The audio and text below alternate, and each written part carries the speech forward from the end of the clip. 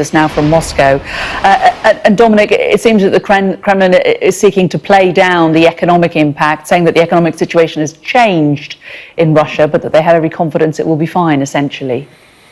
Yeah, a lot of comments from the Kremlin in this morning's briefing. I mean, about 20 of them, so we could go through them, a few of them if you like. They're talking about not just about the sanctions and the economic situation in Russia, which is looking increasingly dire, in the wake of Europe getting its act together and imposing sanctions along with America, particularly cutting Russian banks out of the SWIFT global transactions messaging service, but also cutting the Russian central bank away from its foreign reserves. And that is doing, as I say, pretty dire things to the ruble, the Russian currency. We've got a team out looking to see if there are any queues of people on bank and any run on banks. No run on banks yet, but if you try and get money out of a Russian bank now, there is a $200 limit, so a sign that the authorities are taking it seriously. But looking at these comments from the Kremlin this morning, the first one saying that the Kremlin is saying that weapon supplies to Ukraine are dangerous and destabilising. Bear in mind, of course, that Vladimir Putin has already made it clear, and over the weekend increased the readiness of his nuclear weapons programme, and has made it clear a week or so ago that any interference in Ukraine's military campaign, or his military campaign in Ukraine, will lead to consequences that other countries have never encountered before, which has been widely seen as a threat, a thinly veiled threat to use nuclear weapons. So I think we're looking closely to see how much Russia regards weapon supplies, sanctions and others as interfering in its campaign. So that's an interesting comment from the Kremlin, saying also that the main task of the Russian military is to protect the civilian population. That's clearly not true from what we have seen on the ground and in a number of videos that Ukrainians have filmed of residential flats being attacked and residential blocks going up in flames, but the Russians insisting that they are only targeting military targets. Kremlin says we had a plan to react to sanctions and it is being carried out. I think we've got a few more about the sanctions, saying these are severe problematic sanctions, but Russia has the potential to compensate for the damage. And I think there's a bit more about sanctions here. Kremlin saying Putin will meet officials, including the Prime Minister and the central bank chief, and that is clearly a sign of how seriously the Russian government is taking these sanctions, and what they've done is they've tried to bring in to effect various measures to see off the threat. They're also reassuring Russians, or trying to at least, that the sanctions are something that they've prepared for, they've got in hand, and that at the moment, as I say, seems to be staving off any kind of panic. I think it's going to be a few days before we see Russians kind of interpret exactly what's happening to their economy, and possibly then trying to get the money out of banks if they're worried about it. But certainly the Russians, the government clearly making it clear it is taking this seriously and trying to take actions to try and stave off the worst effect of these pretty punitive sanctions on their economy. Dominic, thank you very much. Now, the UN Secretary-General has warned that the escalation of Russia's military operations in Ukraine is leading to rising human rights violations in the country. During a recorded speech at the opening of the Human Rights Council in Geneva, Antonio Guterres said that the UN was monitoring the situation and that they would support people on the ground. The escalation of military operations by the Russian Federation in Ukraine is leading to escalating human rights violations. We know the inevitable result of war. Civilian casualties, women, children and men forced from their homes, hunger, poverty and huge economic disruption. Conflict is the utter negation of human rights across the board. Freedom of expression is under attack, with reports of journalists and activists arrested. I have consistently called for the end of the offensive and the return to the paths of dialogue and diplomacy. Meanwhile, our human rights monitoring mission in Ukraine is continuing its work, and our humanitarian agencies will step up their operations. We must show all people in Ukraine that we stand by them in their time of need. Well, Sky's Laura Bundock joins me now from Brussels. And Laura, we saw the EU implementing a number of sanctions over the weekend. Are we expecting more today?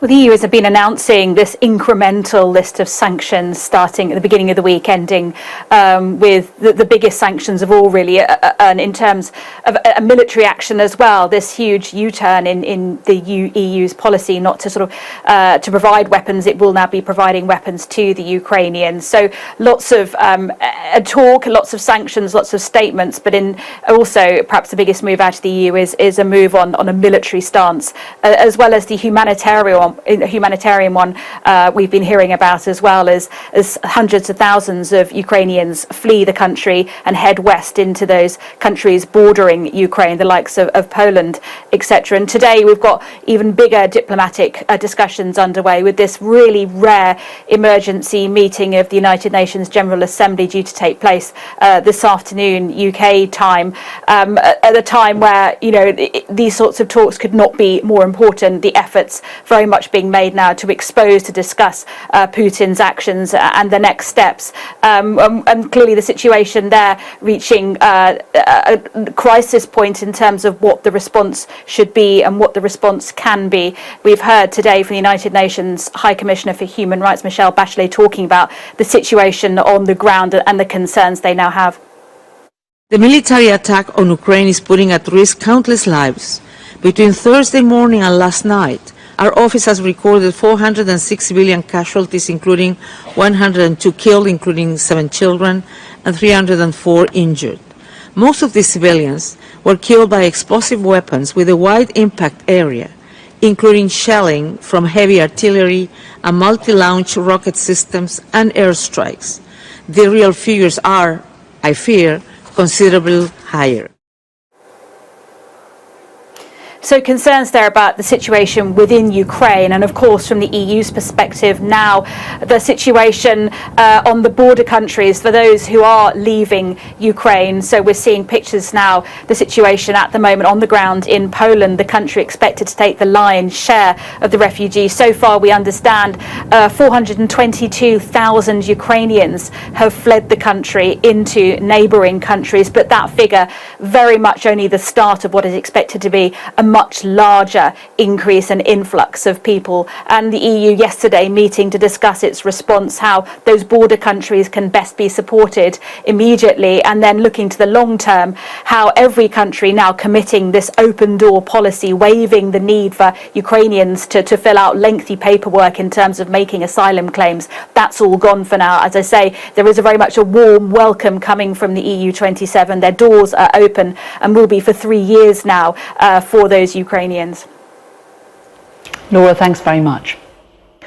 Let's just show you these images. This is the room on the Ukrainian-Belarusian border where the talks between the Ukrainians and the Russians are due to take place. But the latest that we're hearing from the Reuters news agency, from the Ukrainian presidential advisor, Mikhailo Podolyak, he says the talks with Russia have now already started. So it could be that these images are perhaps a recording of that room, but it does appear that the talks with Russia have already started, according to the Ukrainian presidential advisor. These are on the border between Belarus and Ukraine. The Russians wanted the talks to start a couple of days ago.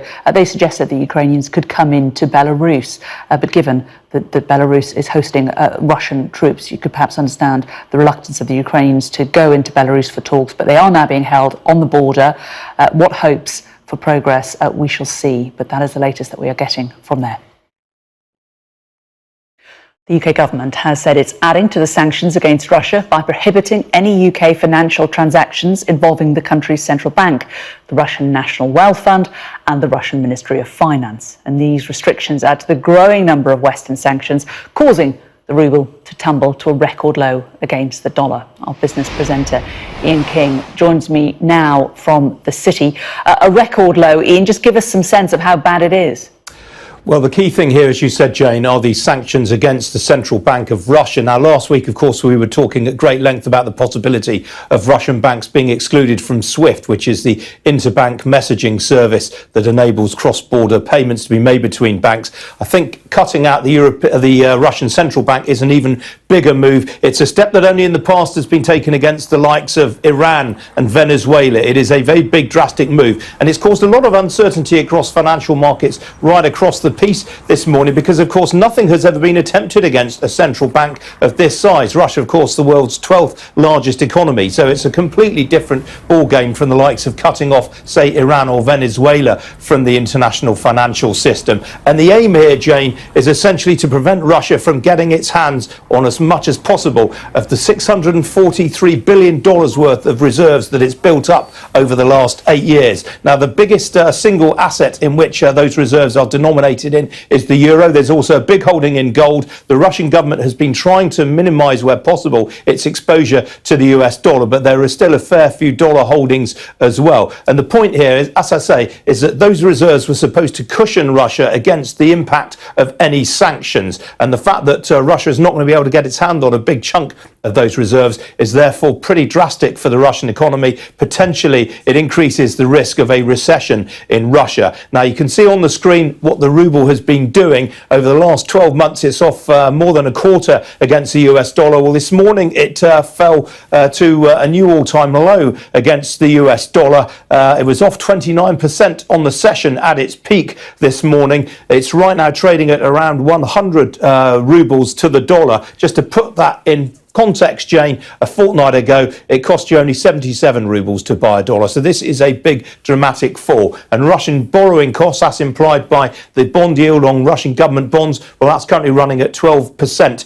on the 10-year bond, which is the highest it's been in a decade or so. Now, the Russian central bank has responded with measures of its own to try and prop up the ruble. It's raised its main policy rate, its main interest rate, from 9.5% to 20%. So a big move there. The Russian central bank is also asking companies to sell off 80% of their foreign currency reserves. And that, again, gives you an idea of the moves that are going on to try and get their hands on hard currency. And we've obviously seen reports of big queues at ATMs across the country as Russians try to get their hands on dollars, euros and other hard currency. I should probably tell you what's been going on in some of the other financial markets as well. With the oil price, that is up around 4% right now, just over $100 a barrel. The stock markets, meanwhile, as I mentioned, have been falling across Europe. The FTSE 100 only off 1% or so, which is a slightly lower fall than some of the falls that we've seen across continental Europe. Some of the big banking stocks across Europe, well, they've fallen sharply amid concerns over what kind of exposure some of these lenders have to Russian banks. The biggest faller in Europe by far is Raiffeisen, which is an Austrian lender. It's thought to be among the most heavily exposed of European banks to the Russian economy. BP, of course, last night, we found out that that's going to exit its 19.75% shareholding in Rosneft, the Russian state-controlled oil company. Well, BP shares are currently off some 6%. The market really looking for more details as to how BP intends to exit that shareholding. It's not very obvious who the potential buyers are. And those are really the main moves right now, Jane. As I say, the ruble and free fall. The Russian stock markets closed right now for the morning session. We're expecting an announcement at some point as to whether they will reopen later today. Obviously, you saw some pretty torrid falls last week in Russian shares. Ian, thanks very much. And while Ian was talking, we also got an update on another business story, Volkswagen. You may recall that they decided to halt production for a few days this week at 2 German factories because they couldn't get the parts from Ukraine. They've now temporarily suspended deliveries of cars already in Russia to local dealerships. Now, this is coming from the RIA news agency, which is a Russian news agency, but they are saying that Volkswagen has temporarily suspended deliveries of cars already in Russia to the dealerships there. The Defence Secretary has hinted that the government is going to introduce more measures to help Ukrainian refugees fleeing the Russian invasion. Speaking to Sky News earlier, Ben Wallace said that the recent relaxation of visa rules for immediate family members of Ukrainians settled in the UK was only a first step. We're absolutely looking at all the different range of options we can apply to welcome Ukrainians in need. The first step is to make sure that Ukrainians who have family here, either settled or are dual nationals, that they can come and join them. But the second step we will look at about what we do with the refugee flows across the board. It's going to be a problem right across Europe, and we've obviously seen the European position change, I think, as of yesterday, and we will reflect on that and make decisions in the near future. Political correspondent Tamara Cohen joins me now, and concerns from some that the UK doesn't appear to be being quite as generous in its acceptance of Ukrainian refugees as other European countries. That's right, Jane. I'm expecting some movement on this in the next few hours, actually. The UK has not set out exactly what its scheme will be, and I believe that when Priti Patel takes questions in the House of Commons this afternoon, she'll set out more details about what that will be.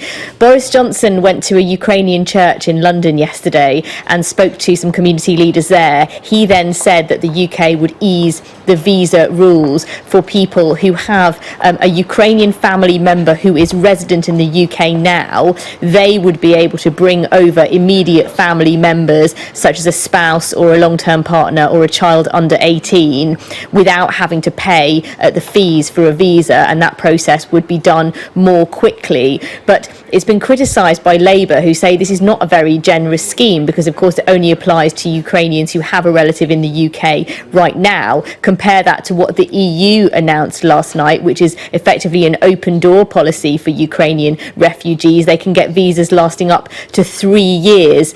So in response to that criticism, we will get more detail later. The government have been embarrassed by an immigration minister on Saturday night tweeting that Ukrainians had access to a number of routes, including a seasonal worker scheme for people who want to be fruit pickers. That tweet was deleted, and people in government say they're frustrated because they are working very hard on a scheme. The UK has been very generous in the past, for example, to people fleeing Hong Kong who are eligible for 5-year visas. So not clear exactly whether the UK scheme is going to be as generous as what the EU have announced, but we should get more details of that this afternoon.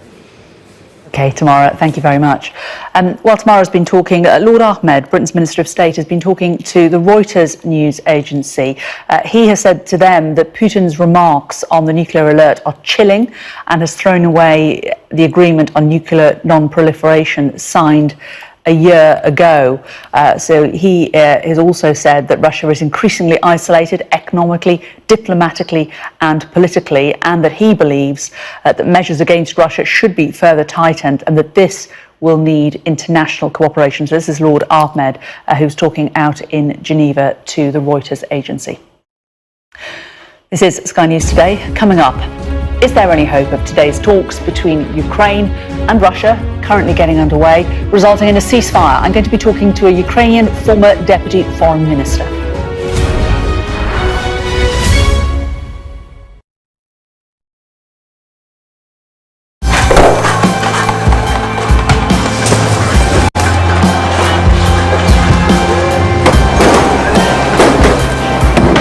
Police have just made their first move and they've gone in firing tear gas. We aim to be the best and most trusted place for news.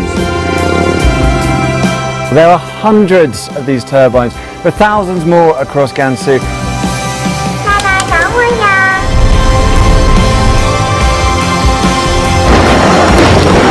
That's what's left of the North Tunnel, where the North Koreans exploded 5 nuclear warheads.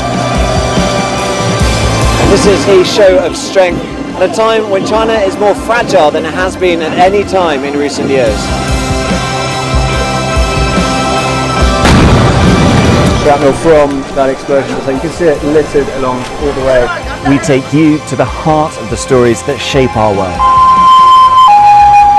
The train station and the airport, they're both closed. We're not sure about the roads. We've seen reports that they are being blocked by police, so we're going to try and find a way out of Wuhan. After 5 days stranded here, this is deliverance. We help you understand the world with us. Tom Cheshire, Sky News, Beijing.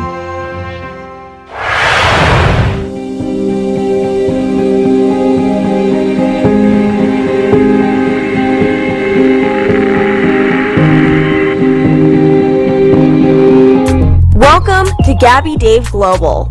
Welcome to Gabby Dave Global.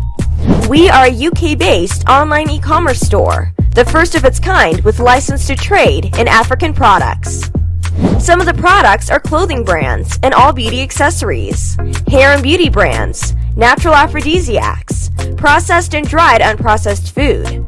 Our mission at Gabby Dave is to connect African and Caribbean businesses to customers globally.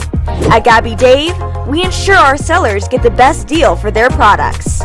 We are not just here to help you reach a wider audience. We are also a distribution center to support business growth by fulfilling orders to your customers from our warehouse.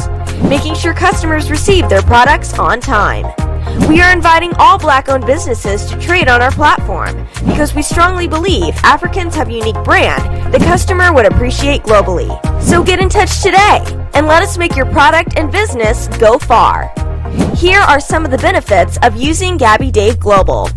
User-friendly platform, track your shipment, online support, transparent process, multiple SKUs, multiple products, a platform that encourages manufacturers as well as traders. Our marketing and PR interventions amplifies yours. Organized products and categories for easy access and navigation. Access to global community, especially within UK and Europe.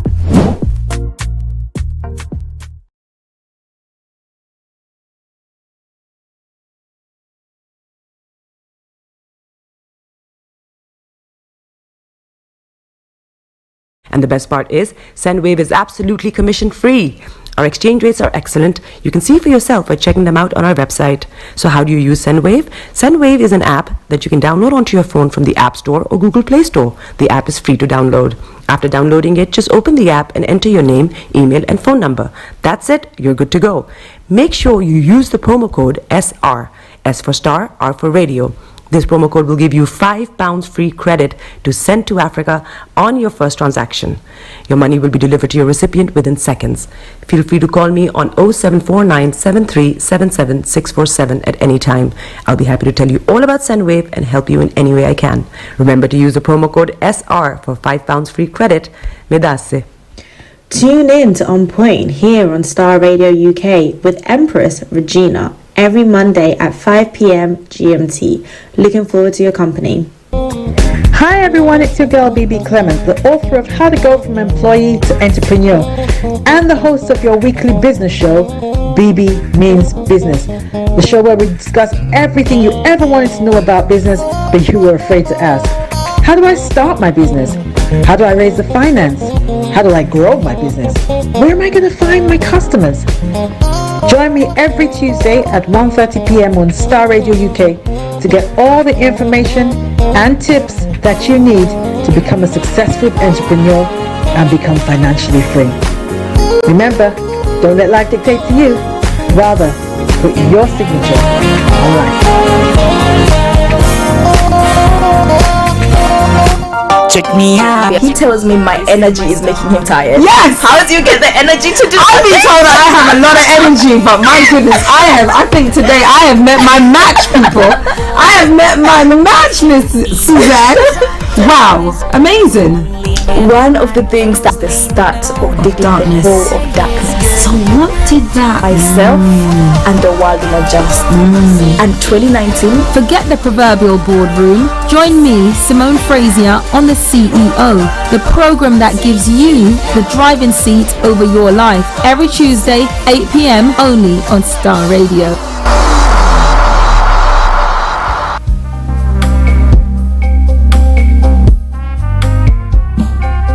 Are you looking for the fastest, reliable, and trustworthy door-to-door shipment company? Well, look no further. When was the last time your family received a shipment back in Ghana on time and in time? You are not sure? Well, Lamb Shippers, we pride ourselves with being the fastest, reliable, and trustworthy shippers you can use. You are assured of a prompt pickup anywhere in the UK by our personnel. They also make sure your items are well packaged to get to its destination in time. When it comes to door-to-door shipment, look no further. Well, Lamb Shippers, contact us on 07939009321 or 07498911820. Or you can visit our website www.welllamp.co.uk. You can also drop us a mail, info@welllamp@gmail.com. Well Lamp Shippers, fast, reliable, and trustworthy.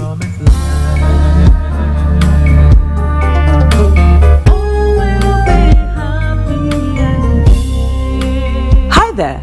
Are you dreaming of owning your own house in Ghana? Then you will need a well-documented piece of land that is free from troubles. I highly recommend My Africa Property for any size of land that you will need.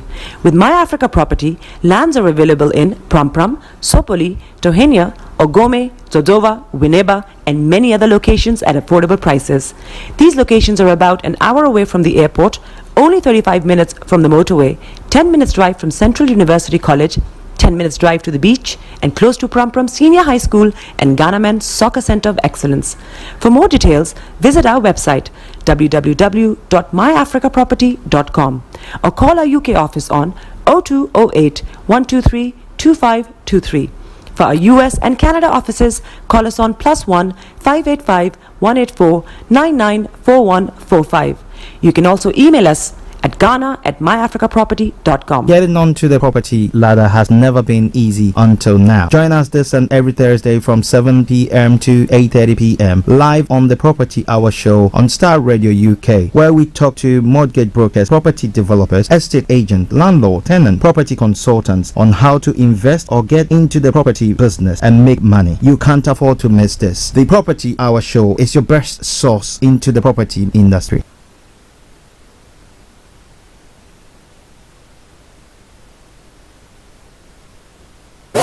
Broadcasting live online. Body is your man.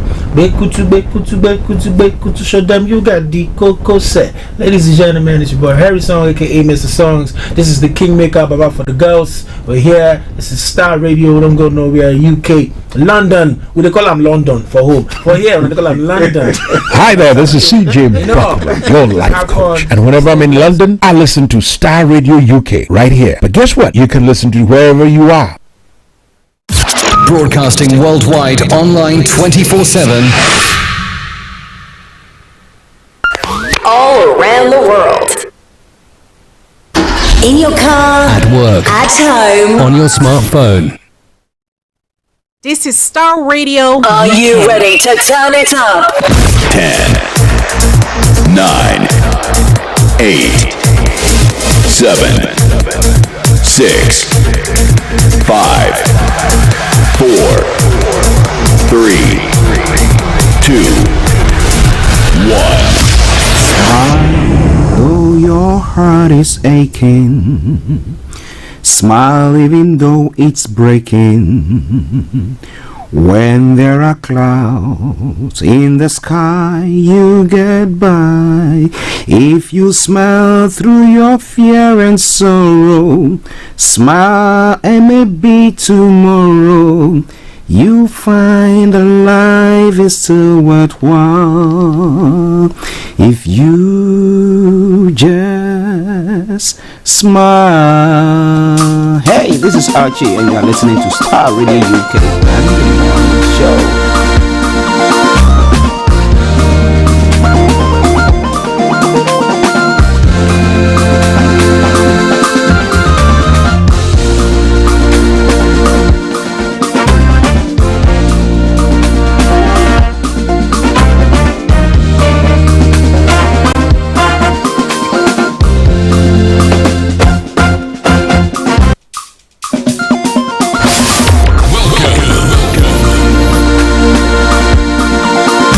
Broadcasting worldwide, online 24/7. All around the world. In your car. At work. At home. On This your is Starr smartphone. Radio UK. This is Starr Radio UK. This is Starr Radio UK.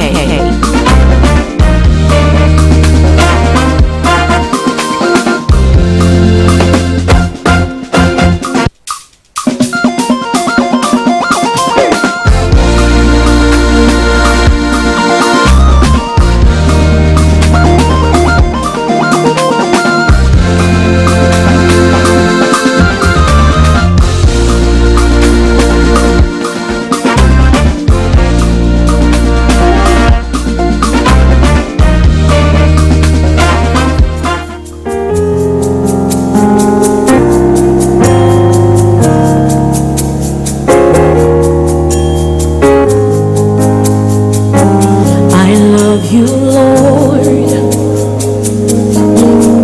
oh, your mercy never fails me.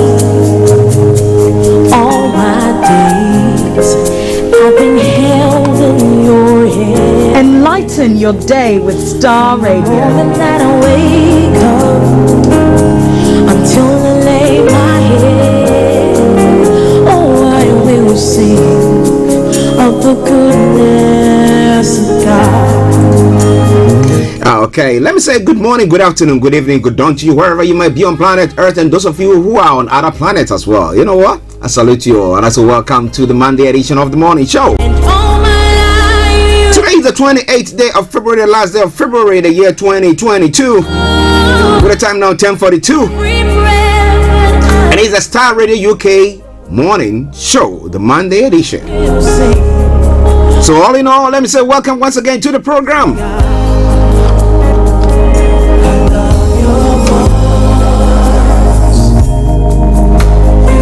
So from now until 1 o'clock, when the curtains are brought down for the end of the program, I'm going to be your captain, saying to you that your travels this morning, your journey through the information world, bringing you everything that you need to know in the news review, to current affairs or incidents or events going on across the globe.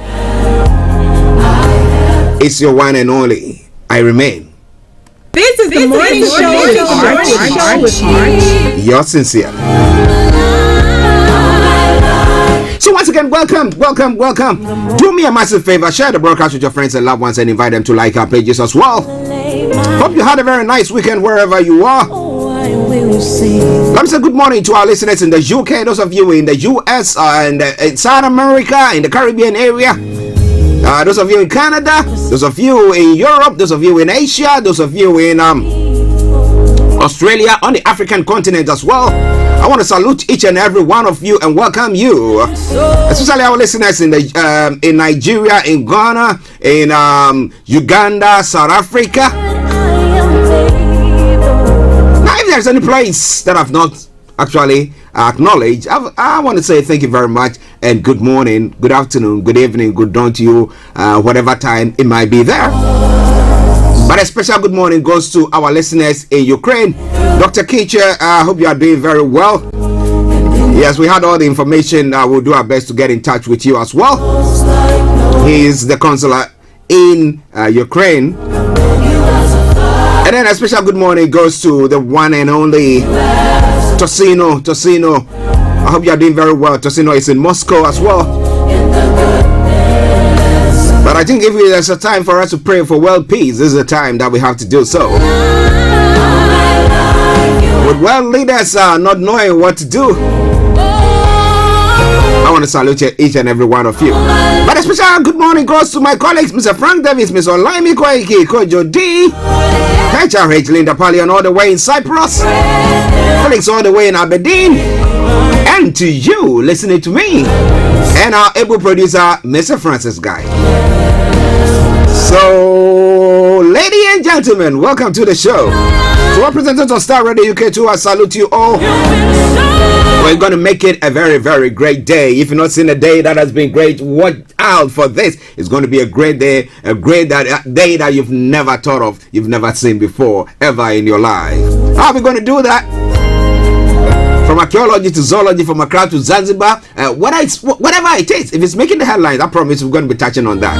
So, for the Monday edition of the morning show, this is how it goes. I'm going to bring you the quote for the day, the weather forecast will follow suit, then the travel update will bring you updates from Nigeria, though we will not have Mr. Olayomi Koiki live on it. I'm going to bring you all the updates from Nigeria there as well. And then exactly at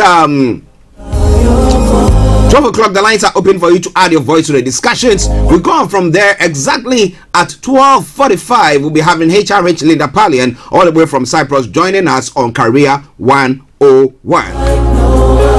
Then after that conversation, we'll bring the curtains down for the end of the program. So in a gist, that's what we're going to be doing today.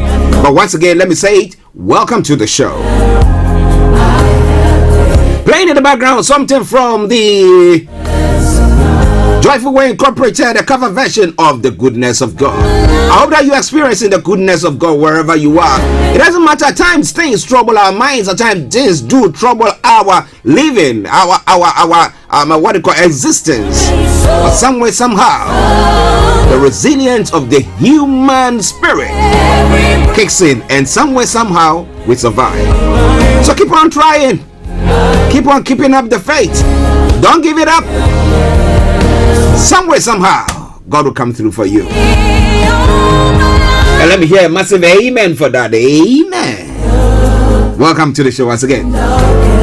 Okay, Okay, let's crack on quickly. Now, the quote for today says, God does not deal with man by chance. He is too meticulous to leave the happenings of the world to chance. God does not deal with man by chance. He is too meticulous to leave the happenings of the world to chance.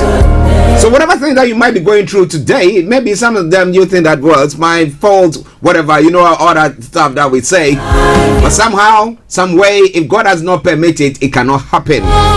For those of you of faith. Yeah, because it's not as it seems, God has all the plans about you put together. Okay.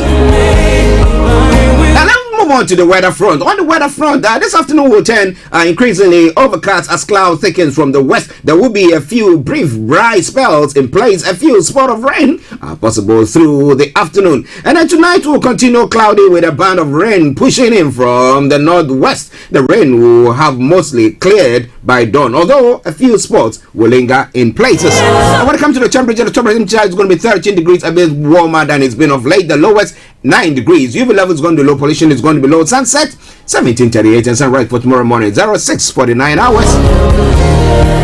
So that brings us to the end of the weather forecast for you today. It's now 2 minutes. My apologies. 12 minutes to the top of the hour. That's 12 minutes to 11. So we're going to be crossing straight to the travel update. Don't you worry. Don't you worry. I'm going to bring you the rest of that song, The Goodness of God. And I pray that you experience that goodness of God. It doesn't matter what you might be going through. But stay tuned and tune in to On Point here on Starr Radio UK with Empress Regina every Monday at 5 p.m. GMT. Looking forward to your company. Check it out. Keep your eyes on the road. This is Starr Radio UK. well, so keep your eyes on the road. Keep your eyes on the roads. I'm keeping updated. I promise I'm on the Starr Radio UK travel update that comes to you every weekday from 10:40. It's now 10:48. Now on the travel this morning on the underground, good service throughout, apart from the northern line that, as we know, till mid-May will have part closure. So check before you leave. That aside, London Underground, London over London Overground, TFL Rail, DLR, London Tramlink, good service there. Now moving on straight to the riverbeds, apart from the Woolwich Ferry that is suspended, all the others have got good service. Now moving on straight to the National Rail. On the National Rail, First Transparent Express has got special service, Gatwick Express special service, got Great Northern special service, Great Western and Southern, Thameslink, all special service there as well. But you gotta keep your eyes on the roads as we keep you navigated our promise, our bond. Now moving on to the final segment of the travel update, that's the major roads in London. That's what it has got for you. Now on the major roads in London, A20 has got closures, A316 closures, A4 closures, Central London Red Routes closures there as well, A13 serious delays, and Blackwall Tunnel serious delays. If you can avoid each and any one of them, please do your best to avoid it. But I promise you one thing for sure, as and when there are any updates, I promise you I'll bring it to the fore. But wherever you are, I will say good morning, good afternoon, good evening, good dawn to you, wherever you might be on planet Earth. Enjoy your commute for today, but you know what? Continue to keep those eyes on the road. This is Starr Radio UK. Hi guys, this is your friend Uruj from SendWave. SendWave is a money transfer app that is used by people all over the world to send money to their loved ones in Africa. With SendWave, you can send money to Ghana, Nigeria, Kenya, Uganda, and Tanzania. And the best part is, SendWave is absolutely commission-free. Our exchange rates are excellent. You can see for yourself by checking them out on our website. So how do you use SendWave? SendWave is an app that you can download onto your phone from the App Store or Google Play Store. The app is free to download. After downloading it, just open the app and enter your name, email, and phone number. That's it. You're good to go. Make sure you use the promo code SR. S for Starr, R for Radio. This promo code will give you £5 free credit to send to Africa on your first transaction. Your money will be delivered to your recipient within seconds. Feel free to call me on 0749 7377 647 at any time. I'll be happy to tell you all about SendWave and help you in any way I can. Remember to use the promo code SR for £5 free credit. Medasse. Starr Radio UK with Empress Regina every Monday at 5 p.m. GMT. Looking forward to your company. Hi everyone, it's your girl BB Clement, the author of How to Go From Employee to Entrepreneur and the host of your weekly business show, BB Means Business. the show where we discuss everything you ever wanted to know about business, but you were afraid to ask. How do I start my business? How do I raise the finance? How do I grow my business? Where am I going to find my customers?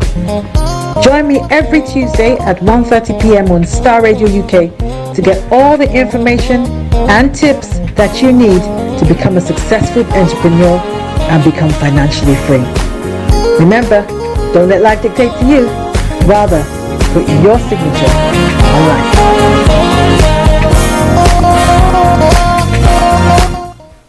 Welcome back to the program. It is Starr Radio UK. It is your favorite African and Caribbean radio station in London, bringing the time now to 8 minutes to the top of the hour, and that means it's now time for Global Trotting. So wherever you are, just stay tuned. Don't you go away. What is happening across the globe? Let's look at it. What is happening? Top of the agenda, as we all know, yes. Now we have the Russian leader threatening to deploy his nuclear warheads. Well, Ukraine asked for ceasefire ahead of talks with Russia. We'll be going through that. But from the UK front, Putin nuclear alert, a distraction attempt, UK is saying. The Russian president has put its deterrence forces, which include nuclear weapons, on high alert. And how do we respond to that? Well, we're bringing you more on that front. Now, British nationals can bring Ukrainian relatives to UK. The Prime Minister says the UK wants to be generous, but Labour says the scheme is too restrictive and excludes some relatives as well. Now, Sunak targets Russia with fresh banking sanctions. The measures are coordinated with the US and the EU, are designed to cut off Moscow from raising funds. That will be a strong one. The UK fast-track law to tackle Russia dirty money. The new law follows the invasion of Ukraine and will target money laundering by foreign oligarchs. Okay. And then BP to offload stake in Russia oil firm Rosneft. Norwegian energy giant Equinor also says it will start to divest its joint ventures in Russia. Now, vaccine passport and classroom mask rules and the end of more restrictions come almost 2 years after the first confirmed case of COVID in Scotland. And a bill shock as energy price rise hit home. Yeah, you know, interestingly, was it sometime last week, and then we had a bill. Now then, the minister sent me forwarded an email to me, and I looked at it, and I can tell you that, well, what I was paying is gone almost 100%. I was like, what? Okay, so, well, details of bills are now being sent to customers, with some set to pay well over 1,000 more a year. Mine wouldn't get to 1,000 though, but it's more than 100, virtually 100%, call it that. But what is yours? Have you received yours? And what is your reaction? What do we do? You know, all this thing that is going on with Russia, the repercussions is going to be quite, but well, we hope that some way, somehow, peace prevails and cool heads prevail as well. Okay, now when it comes to the international stories, Ukraine asks for ceasefire ahead of talks with Russia. The Ukrainian defense minister is among officials who will meet Russian counterparts for the first time since the invasion began. Now, what do you think is going to be on the table? Well, someone say let's not speculate, because the Russians didn't come in with any terms at all or conditions. They said, come, let's talk. So what? You know, interesting, I was thinking, are they going to kidnap this Russian reps, the Ukrainian reps who will go to Belarus? What is going to happen there? Well, we'll be bringing you more on that in a moment. But Ukrainian cities on alert after a night of shelling. Major outposts in the north are still under Ukrainian control despite overnight attacks by Russia. Now, would Putin press the nuclear button? That's a question that people are asking across the globe. Well, we'll see more about that. Russia double interest rate after the ruble slams. Well, that's the impact of the sanction that is going on. That has ruffled the feathers of Putin to say that, look, put the nuclear warheads, now everything on high alert. Now, what do you think? It is Starr Radio UK, your favorite African and Caribbean radio station in London. Now, when it comes to other parts of the world as well, Biden reveals history making Supreme Court pick. Now, Judge Ketanji Brown Jackson said she was humbled by the extraordinary honor of her nomination. And with a kudos to her, congratulations. Now, when it comes to Nigeria, Russia-Ukraine war, fuel scarcity may continue. Oil vessels face delay on sea. And then the ongoing war between Russia, a bit of details from that. And Sanu Lampoon's federal government threatens to ground varsities. Well, we'll bring you more on that because we know that students are on the street today. They're supposed to be on the strike, all students in Nigeria. So we'll be following that story. As we said, we're trying to see whether we could get a reporter on the ground. But I promise you, today, tomorrow, we'll be able to do that. We'll be having Mr. Olayomi in the next few minutes. This time, right, it's not going to be a video call, though. So you're going to be an audio, because it's at a place where it's only the audio that will be working in that place. So just bear with us. And Putin saw America has become weak. And the Biden, U.S. conservatives are angry with their own president, but divided over how to confront Russia's Putin. Well, let's see what is happening. Do you think that maybe if there was another president, let's say Trump, there would have been a different response to that? And what response would that be? Would that be that, hey, did you actually attack Ukraine? Or do you have intention of attacking Ukraine? He said, no, Sarah, I trust you. Trusting him more than his own security apparatus. Now, do you think that's what is going to happen there? It's All Star Radio UK.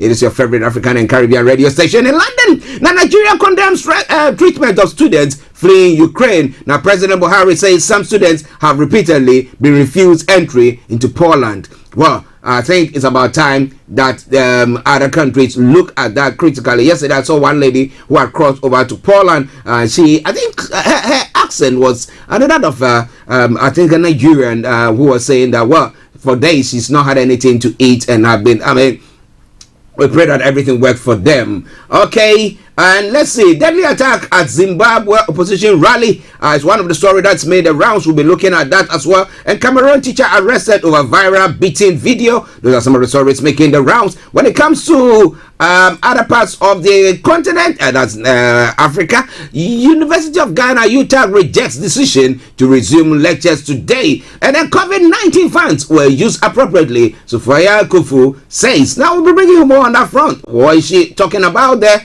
A Ukraine invasion, government evacuating over 200 Ghanaians back home. Well, kudos to them. They seem to be doing something interestingly. Okay, and then the city now west among Africa's top currencies depreciates 7.6% to the dollar. It's one of the stories making the rounds there as well. It's all coming your way from Starr Radio UK, and a lot more going to be coming your way. It is Starr, your favorite African and Caribbean radio station in London. Let's continue with this song, and we'll be having Mr. Olayomi joining in the next few moments. This time around is going to be an audio, so just stay and bear with us.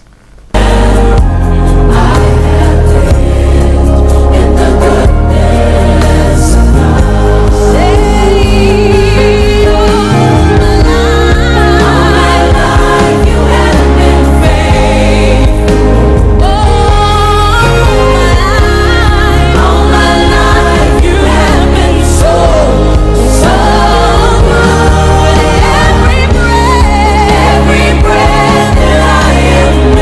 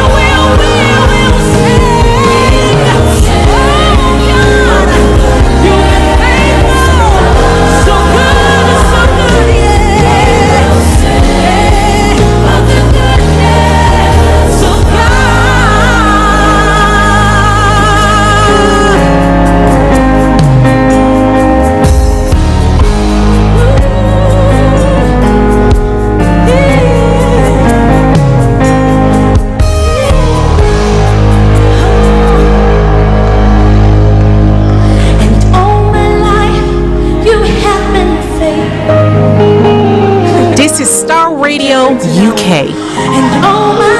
In your car, At work, at home, on your smartphone. With every breath that you and me are able, we will sing of the goodness of God. Oh, I will sing in the morning, in the evening, when things are not going your way, you will sing. Hey, we will sing of the goodness of God every day in my life. God has been faithful from January to now, and all my life you have been so, has been so good.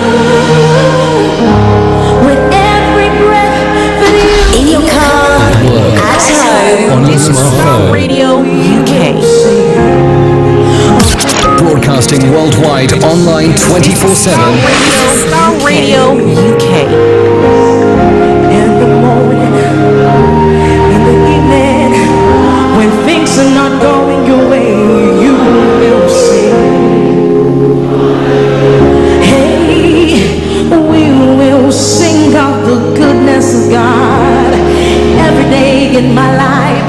God, you've been so good. You've been so, so good. Hey, all my life, everybody say, all my life, you have been faithful. You're a good God, yeah. All my life, you have been. You've been Well, all my life you have been faithful. All my life you have been so good. and I've been to myself. It is Starr Radio UK, and that's why I said this morning, maybe you may be going through some challenging times, especially our listeners, those of you in Russia, those of you in Ukraine, facing all that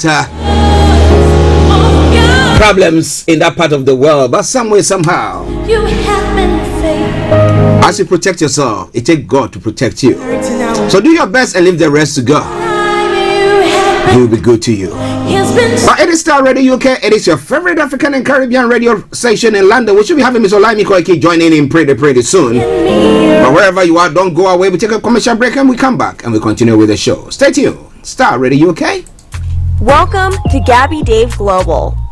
We are a UK-based online e-commerce store, the first of its kind with license to trade in African products. Some of the products are clothing brands and all beauty accessories, hair and beauty brands, natural aphrodisiacs, processed and dried unprocessed food. Our mission at Gabby Dave is to connect African and Caribbean businesses to customers globally. At Gabby Dave, we ensure our sellers get the best deal for their products. We are not just here to help you reach a wider audience. We are also a distribution center to support business growth by fulfilling orders to your customers from our warehouse, making sure customers receive their products on time. We are inviting all Black-owned businesses to trade on our platform because we strongly believe Africans have a unique brand the customer would appreciate globally. So get in touch today and let us make your product and business go far. Here are some of the benefits of using Gabby Dave Global. User-friendly platform, track your shipment, online support, transparent process, multiple SKUs, multiple products, a platform that encourages manufacturers as well as traders. Our marketing and PR interventions amplifies yours. Organized products and categories for easy access and navigation. Access to global community, especially within UK and Europe. Welcome back to the program Starr Radio UK, your favorite African and Caribbean radio station in London. It's now time for updates from Nigeria, and we've gone with us, Mr. Olayomi Koiki. Let me say, Yomi, good morning to you. Well, it is a very good morning to you back in the studio, Mr. Archie. Good morning, Frank. Good morning to all the presenters and the back-end team that are working tirelessly throughout the whole weekend as we continue to say it is now Monday morning, the last day of the month, the 28th, February 2022. It's coming up to exactly 9 minutes past the hour, and we say good morning to everyone that have joined us so far. Yes. How are you doing, sir? Well, doing very well as usual. Like you always say, as long as we can wake up, we can breathe the fresh air. We got to be very, very grateful because as we speak right now, more people are becoming refugees in no time because of so many issues that is affecting the global community. So we are still here. We can breathe the fresh air.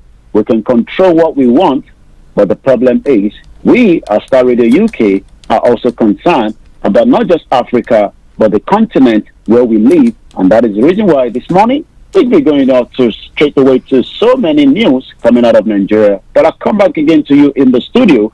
For those that are probably wondering why the voice, but today and some couple of days, it might be so. But the most important thing is we have what we have to do to give you the news and the headlines happening from different part of Nigeria.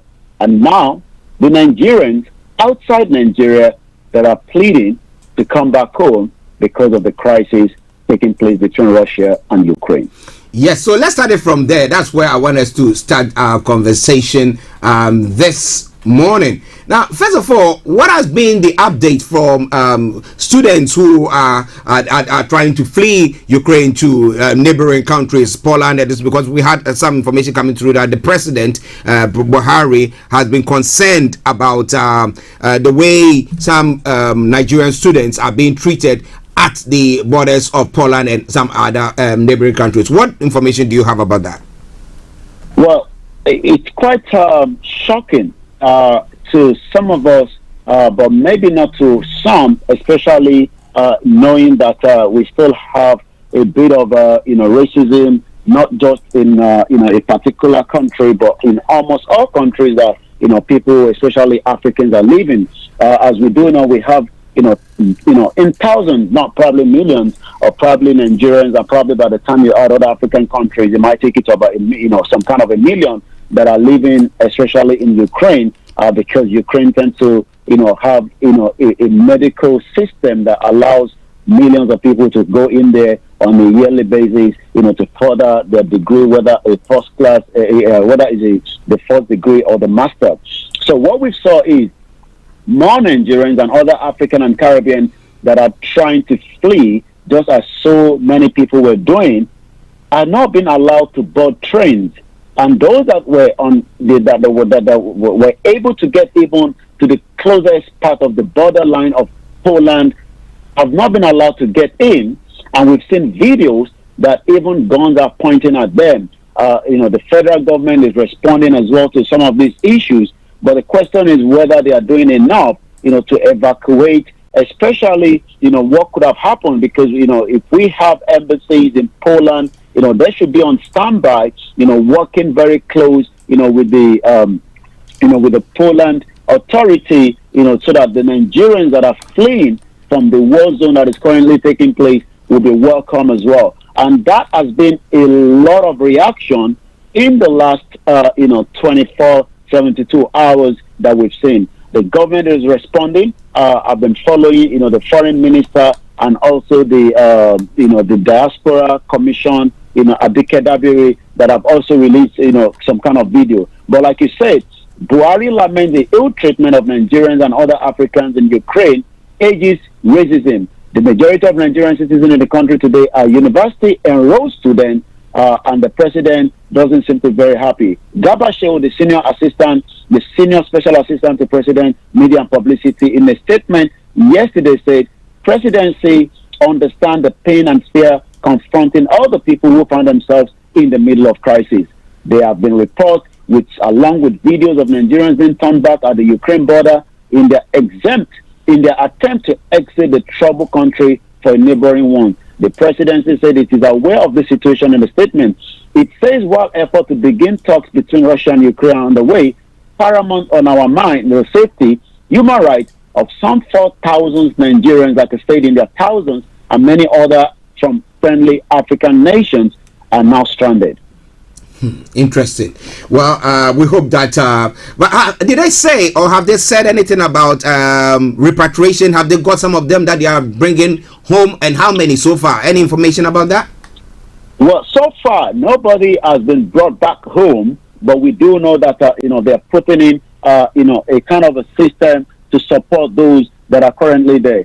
Also, I'll probably maybe tomorrow we might have, someone that has also engaged in terms of mobilizing support for the Nigerians and other African and Caribbean in there. I can say that over 24,000 pounds has been raised for the African and the Caribbean students in Ukraine after the claims of racism at the border. This was set up by Tokumbo Koike and Patricia Daly, who organized a fundraising that has generated over 24,000 pounds for the African and Caribbean students stuck in Ukraine.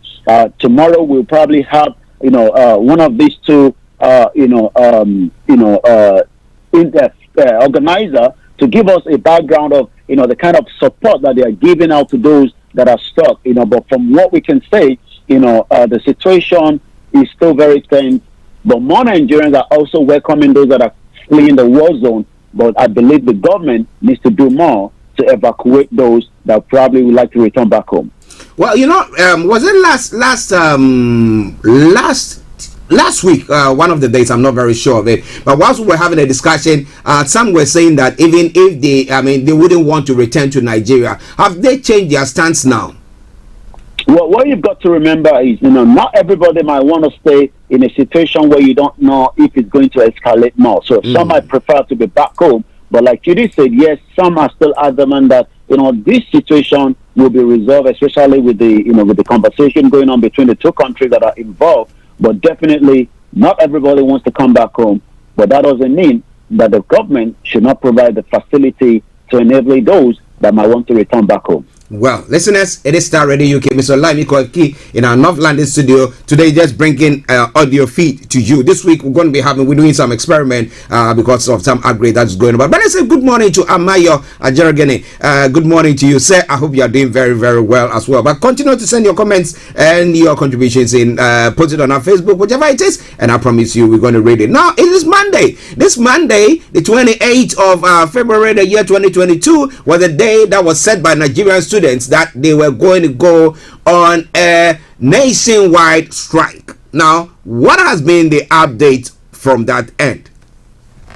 Well, we were expecting, a kind of, activities yesterday up to this morning. But so far, from the information back in Nigeria, nothing of such. But does not mean that, the students are full back, because there's no, discussion that have resolved the problem between ASU and also the federal government. But like you did say, yes, the 8 days ultimatum is from today, and we will continue to monitor that. And as soon as anything happens, we will have, standby reporter that will be transmitting, live feed, and also giving us information from Nigeria, from wherever that is going to start.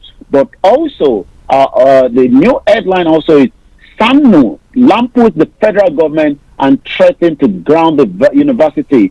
This is different from ASU. This is now the Senior Staff Association of Nigerian University. Have also yesterday said it will soon shut down the university because of the failure of the federal government to implement the memorandum of action it signed with the union. SANU said it had been reluctant to resume its suspended strike because of its effect on the student, university education, and the parent, regretting that the federal government is forcing the union down to the tools. It also said that it was ready to present the federal government the university peculiar personal payroll system, which is expected to replace the integrated payroll personal information system.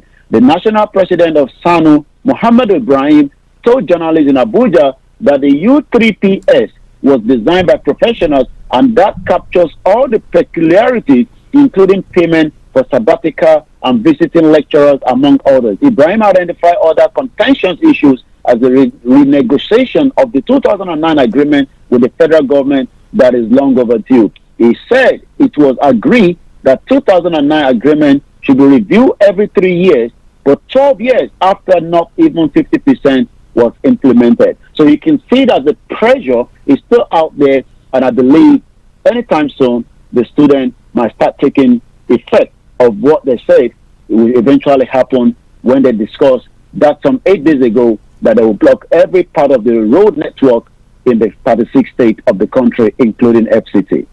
Well, listeners, it is Start Radio UK. Mr. Olayomi Koiki. Time now 19 minutes past 11, and it's updates from Nigeria. We're going to go back to him for him to bring us all the other stories that is making the rounds in Nigeria. But first and foremost, the bandits who have actually abducted the bride at the wedding. Oh my goodness. So the day that this man is thinking that, well, everything is working out for me. Maybe today I'm taking my wife home upon all the whatever they've done. Then we have bandits coming in to come and abduct the wife and killing other people as well. So over the weekend, what happened when it comes to insecurity in Nigeria?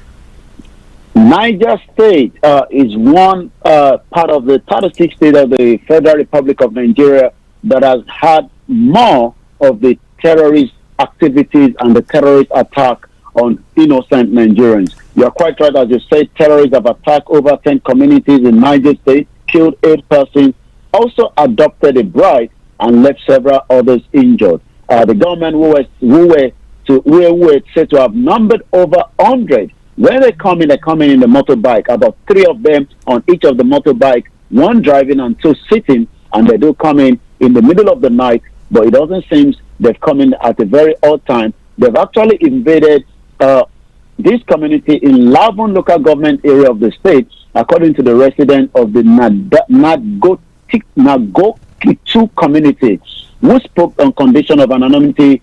The terrorists also attacked a wedding ceremony where they adopted the bride and another girl. The resident stated the gunmen came into our community, went to the venue of the wedding, they stole all the money, realized that the ceremony and other valuables as well. The question then is, what is the security operatives doing to make sure that Nigerians can have what we call a place to come home, as so many Nigerians are now concerned, not just in the northeast and the northwest. We saw so many activities that also occurred over the weekend that we'll be discussing when it comes to the insecurity in the country. Well, listeners, it is Star Radio UK. I hope that your weekend went well. If you were in Nigeria, whatever that was going on there. But let's go to the rest of the stories making the rounds. Over to you, Yomi. As much as we know that the situation in Ukraine and Russia would also have impact in a very big sector of Nigeria. Russia-Ukraine war, fuel scarcity may continue. Oil vessels faces delay on the sea.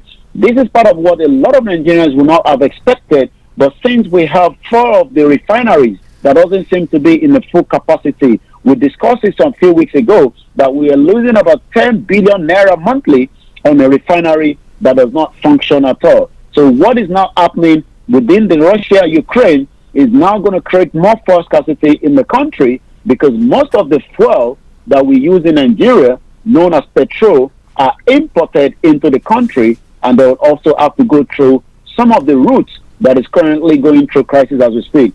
The ongoing war between Russia and Ukraine may further prolong the over 3-week scarcity of premium motor spirit, popularly called petrol, in Nigeria, as bulk of the refinery products come into the country from warring region and its adjoining areas are likely to face some delays. It was also gathered on Sunday that traders who supply Nigeria with refined products, petroleum products, might pause a little due to the defective in the supply of crude oil cargoes from Nigeria National Petroleum Company. So we're going to be having issues. Remember, we are sending them into other countries to refine, to bring back, and that means if there's a problem on the route that is being used currently, that means we will have some kind of delay. NNPC brings in refinery petrol into Nigeria using contractors or traders through its direct sale, direct purchase scheme. Again, these are part of the problem. These are part of the corruption. These are part of a system that has failed millions of Nigerians for the last 60 years. If we are the 6th crude oil, we're not producing, but we are extracting, but we are actually taking it to another country to help us refine and bring it back. And now that there's a crisis, these Nigerians will be facing a lot of problems. Under the scheme, oil companies provide crude oil to its trading partners, who in turn supply the NNPC with a refined product what the volume of the crude received from the national oil company. Like I always say, NNPC is one of the biggest problem in the country that needs to either be looked into, scrapped completely, or allow independent organization to come in to the aid of the federal government. But the incapable sources, both at the oil firm and among traders, stated yesterday that Nigeria, through NNPC, already had a deficit of about 17 cargoes in its DSDP obligation due to the low production. So let's touch on some of the other headlines. And like we said, we will continue to monitor the situation in Ukraine. But tomorrow, we might have one of those organizers to come and give us some information regarding what is happening there. Also, some of the other headlines, marketers compile losses on bad fuel to demand compensation from the government. That is coming from the airline as well, this morning. So let's go straight to business, because businesses is already been affected in Nigeria, but with the crisis happening in Russia, Ukraine, that is also going to create more pressure. Federal government ranked in 1.69 trillion company tax in 2021. That is coming from the headline. Also, the federal government urged mining companies to abide by the Community Development Agreement. The Central Bank of Nigeria to pay exporter a 65 naira rebate for every $1 remit. Also, the rep said to publish audit queries as the MDA Sean invitation. Also, let's go into the politics. As we do know, we're going to give the countdown before the election, as also some of those that are saying that they'll rather want a referendum than having a new election in 2023. But that is not stopping the politicians from continue, as Atiku visited Obasanjo yesterday, when Atiku was asked the question whether he, just as Tinubu was asked the same question, the national leader of the APC, whether he would leave, for the younger ones. He said, well, it is, a democracy, so the younger ones can compete as well. He was also asked when he's going to be declaring his intention to become the president again, or whether he will be given the ticket. He did ask the reporter that has he ever lost the ticket in the first place? But if he hasn't lost the ticket, he's never been a president. So we just have to wait and see when his announcement. But that is about 347 days, 12 hours, 33 minutes, 11 seconds before the next general election, as a lot of Nigerians are saying, we want a referendum rather than an election. It's 26 minutes past. Let me come back again to you now in the studio. Well, listeners, it is Starr Radio UK. Mr. Olayomi keep bringing updates from Nigeria. But there was another article that I was still looking out for pertaining to Nigeria's election, the 2023 election, that was saying that whether the Electoral Commission has, whether they have presented the I think the order for that election to take place to is it the House of Representatives or to the courts, whichever procedure that they take to bring or conduct an election as taking place. What has been the reaction? That is the Electoral Act Amendment Bill that the President signed on Friday. Okay. That is going to give what we call a kind of a different a lot of people have been asking for this for a very long time. Electoral Act to promote good governance in Nigeria, according to the CSO. The Delta State Civil Society Organizations Forum, an umbrella body of the non-state actors with over 250 civil society organizations in Delta State yesterday, described the signing of the amended electoral bill into law by the President, Muhammadu Buhari, as a great achievement and a good omen for Nigerian citizens. In a press statement that was issued to his convener, Comrade Sharif, copies of which were made available to journalists in Warri, said the act will in no doubt lead Nigeria towards promoting good governance and transparency process in the electoral activities for true democracy. But again, the question is, would these have impact? Would this change the mind of those that still doesn't want to be part of a system that has failed? Or would these make a credibility to Nigerian electoral process as we move into that election that is getting closer? But once again, it read partly interestingly, despite the complaint from President Muhammadu Buhari about a section of the bill that is clause 84.12, which reads, no political appointee at any level shall be voting delegate or be voted for at a convention or congress of any political party for the purpose of nomination of candidates for any election. The president still gave his assent to sign of the amended electoral bill into law.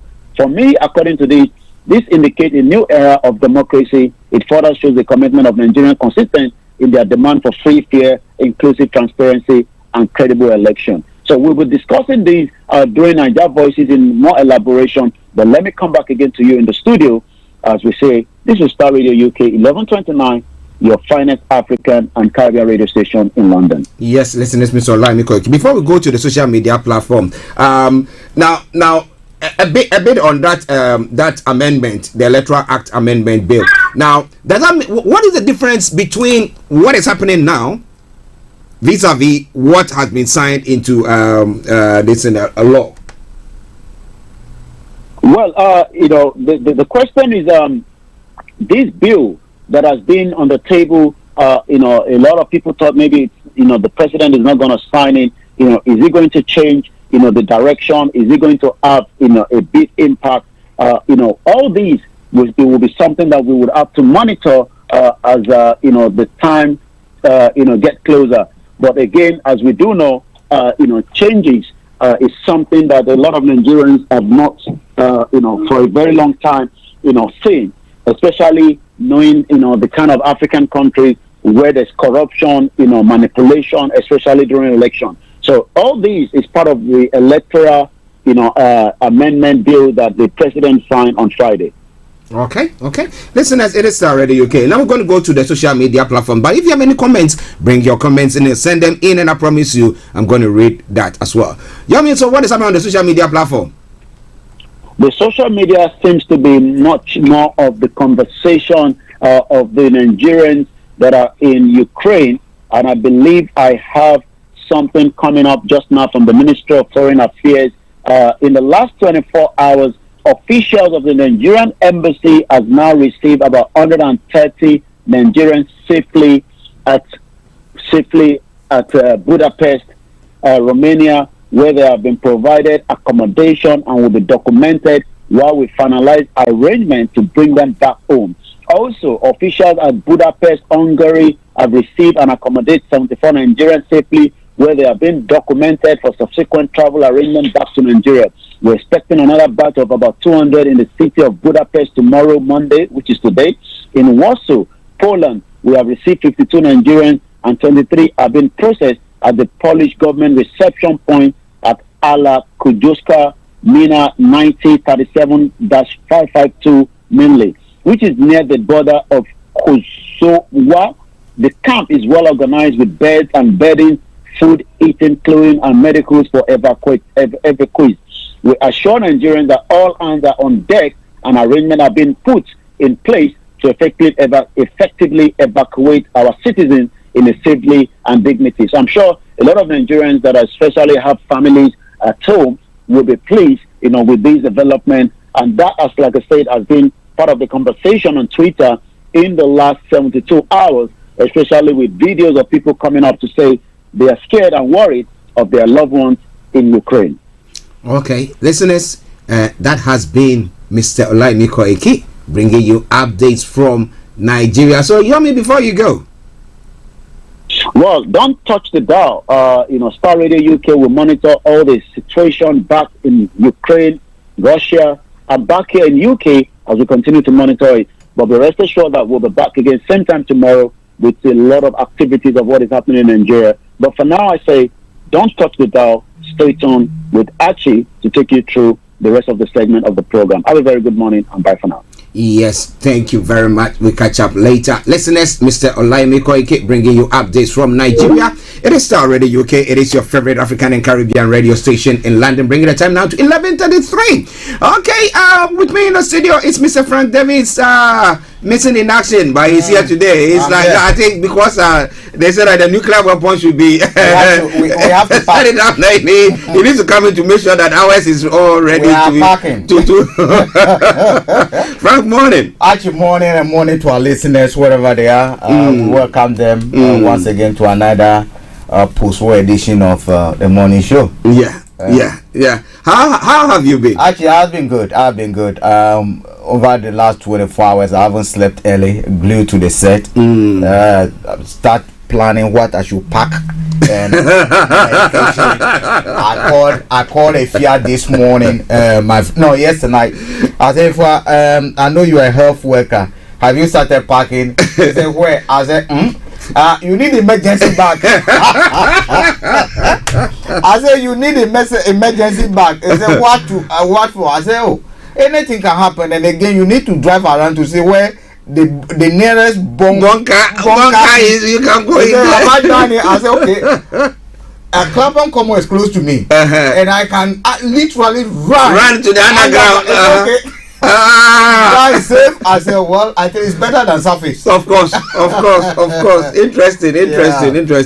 Well, listeners, Mr. Frank Davis, for you, we're going to take a quick break. We come back and then we'll be looking at the issues that is going on across the globe. There is so much that is going on, from the threat of Putin to what is happening, and we're going to be looking at especially the African students who have gone into Ukraine to go and study. Now that this issue is going on, now that they become refugees, now those who even will be repatriated to the various African countries, are they going to be allowed into the universities to continue whatever courses that they were pursuing, or is just going to throw their lives away? The education and everything that they've done so far, will just throw it out of the window, or throwing the bath out with the baby as well? What is going to happen? We'll be looking at all that in a moment, but stay tuned. It is Starr Radio UK. Let's take a quick break and we'll be back with you.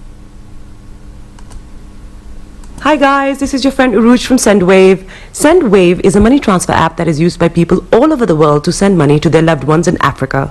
With SendWave, you can send money to Ghana, Nigeria, Kenya, Uganda, and Tanzania. And the best part is, SendWave is absolutely commission free. Our exchange rates are excellent. You can see for yourself by checking them out on our website. So how do you use SendWave? SendWave is an app that you can download onto your phone from the App Store or Google Play Store. The app is free to download. After downloading it, just open the app and enter your name, email, and phone number. That's it. You're good to go. Make sure you use the promo code SR. S for Star, R for Radio. This promo code will give you £5 free credit to send to Africa on your first transaction. Your money will be delivered to your recipient within seconds. Feel free to call me on 0749 7377 647 at any time. I'll be happy to tell you all about SendWave and help you in any way I can. Remember to use the promo code SR for £5 free credit. Medasse. Tune in to On Point here on Starr Radio UK with Empress Regina every Monday at 5 p.m. GMT. Looking forward to your company. Hi everyone, it's your girl BB Clement, the author of How to Go From Employee to Entrepreneur and the host of your weekly business show, BB Means Business, the show where we discuss everything you ever wanted to know about business but you were afraid to ask. How do I start my business? How do I raise the finance? How do I grow my business? Where am I going to find my customers? Join me every Tuesday at 1:30 p.m. on Starr Radio UK to get all the information and tips that you need to become a successful entrepreneur and become financially free. Remember, don't let life dictate to you. Rather, put your signature on life. Check me out. He tells me my energy is making him tired. Yes! How do you get the energy to do I've been told that I have a lot of energy, but my goodness, I think today I have met my match, people. I have met my match, Miss Suzanne. Wow, amazing. One of the things that's the start of the darkness. The whole of darkness. So what did that myself and the world will adjust. And 2019. Forget the proverbial boardroom. Join me, Simone Frazier, on the CEO, the program that gives you the driving seat over your life. Every Tuesday, 8 p.m. only on Starr Radio. Welcome back to the program. It is Starr Radio UK, your favorite African and Caribbean radio station in London, bringing the time now to exactement 11:38. It is the Monday edition of the morning show, and as I said earlier on, I have Mr. Frank Davis with me, and we'll now be going to some of the stories making the rounds so far.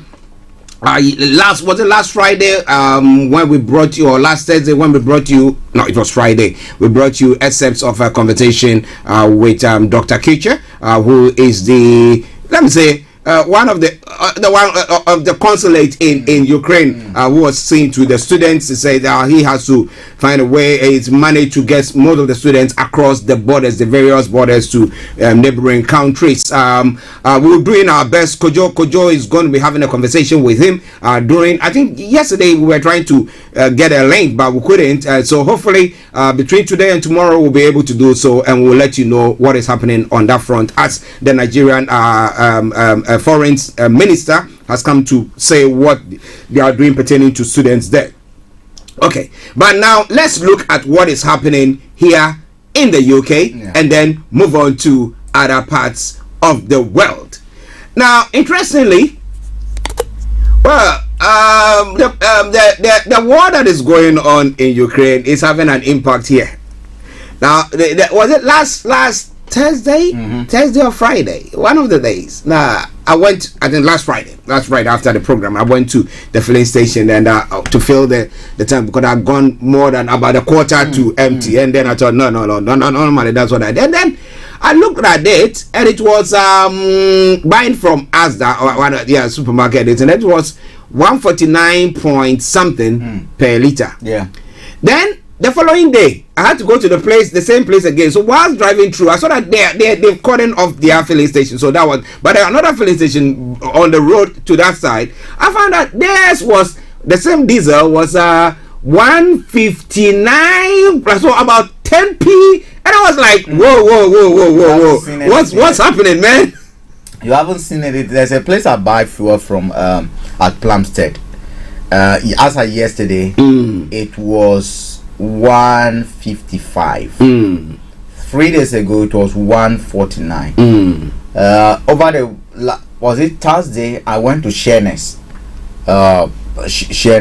some miles away. Yeah. When I got there, we had this Morrison had I think they were selling it for 143, so I decided to fill my tank. Now you have to be filling the tank. It's gone down, so I'm thinking, do I go back to Sheerness? By the time you drive there and come back, that fuel is gone. But it just tells you that Archie, whichever way you look at it, whatever is happening is going to have impact on us, whether you like it or not, in one way or the other. The question we want to be asking then is, we're just coming out of COVID. Yeah. Why would people deliberately want to start this at this time? And I'm not going to blame anybody, but actually, before even I delve into that, I watched a video this morning and I shared it on to certain high profile, including the Ghanaian government. We had a program directly that I sent to them. The discrimination and the racism that our brothers and sisters are facing is just unacceptable. You will expect that wartime, when people are fleeing for their lives, at least race and color should not be an issue. Yeah. But we've seen evidence of people being stopped from boarding trains just because of their color. Black. As we speak today, the 196 countries that make up the UN, including a lot of African countries, are going to be meeting. Okay. They are going to be passing a resolution. And actually, in context, this is the 10th time since 1954 such an emergency conference has been called, emergency meeting has been called, and the type of resolution they are looking to vote on, this is the 10th time since 1954 it has been called. It tells you, how serious the whole situation is. You're going to see Nigeria, Togo, and others all lining up, Ghana included, all lining up to basically condemn Russia. But what they are not going to be saying over there is that our brothers and sisters who are Nigerians, Ghanaians, Cameroonians, are being discriminated against, fleeing for survival. Yeah. Are we going to get someone who will stand up and speak on behalf of the blacks in all this, or are we just going to follow our Western colonized powers and say, putting us down, putting us down, without looking at the reason? Look, I congratulated the leaders in Guinea-Conakry, they have suspended what they call the consular to what they call Ukraine. Why? Because he went making a comment that the government should take a position and back Ukraine, or make a comment to support Ukraine. They suspended him. The government had decided to stay neutral, indifferent. They don't want to make comment. They don't. All they are interested in. They have 800 students in Ukraine. They want to do whatever they can to bring them home. Yesterday, I was so relieved when I saw a plane landing in India. One of their ministers jumped on the flight and was commenting, praising them, thanking and assuring that, look, tell all your families, whoever is over, government is going to do everything possible to bring you home. They are not interested in getting involved. Are you getting me? And I'm happy that they came. I mean, they what they call the Guinea-Conakry have suspended. I mean, their officer for doing that. My concern is my brothers and my sisters. Yeah. Because they've proven to us that we do not matter even in times of war. Are you getting? We're not saying that, okay, you are young boys, you are I mean, probably they are telling you, okay, you came to school, you are young boys, we need men and women to fight now. Yeah. Can you join us to fight? Yeah. And all that? That's not it. And even some Ukrainians who are men eligible to fight are fleeing because they think they need to save their lives. So if you stopping people purely and mainly because of their color, actually for me, it is something that our African leaders will need to rally. I mean, we need to come together and make a case at the UN when they're going to vote on it. They should be able to speak that this is what we are witnessing against our own people. Instead of going to see that yes, our master, that because the country as part of those who said we support Ukraine. You know. Wow. Listen at Starr Radio UK. We'll be having, like I said, Dr. Kiche, who is the consular in Ukraine. I mean, at the moment he's out of Ukraine because information that we had yesterday morning or late afternoon was that he was moving. They moved to some of the borders and they've moved most of the students. He said some have been trapped in there, but for them they've told them to just stay away because they cannot. There's no way that they can now try to cross the border because every vehicle that is going is attacked one way or the other, and you know it's a target and you don't want to do so. So as I said, we'll do our best to see if we can get him on, God willing, tomorrow or by Wednesday. We will let you know. But listen, let's start ready. Now, what do we do to the students? Because we've gone on that part. Because I was talking about that. There are war times, okay? And I don't think even if the war is stopped today, because at the moment there's a peace conference that is going on in Belarus border with Ukraine. So as to if they come out with this and it's okay, let's cease fire. I mean, there's no sense in what we're doing, so let's cease fire. And they cease fire. I don't think the students will be able to go back there to say that they want to go inside. Actually, we are in wartime. Things, I mean, agreements, get torn apart. Some of these universities, lecturers might have flee. And they're not going to come back again. It's going to take time for them to come back to normality. Look, they can continue their education back home or seek different universities. They can basically push their scholarships to different universities and continue their neighboring countries. That depends on the courses they are doing. But they can continue. I mean, their education is back home. If that's all, probably defer the course, wait for another year. I mean, yes, it will delay, but what the mass concentrating on now is being safe and their lives. How do we become safe, or how do we stay safe? I think that'll be but delaying it for years is not a problem because this war is not going to continue. There should be some peace. Unless the West, and I say the West, because the West will determine whether they want this to continue or they don't want it to continue, and it's mainly in the hands of Joe Biden. It's mainly in the hands of Joe Biden and the UK, because now I would say Biden has a very strong say. The president of European Union today, they are meeting again.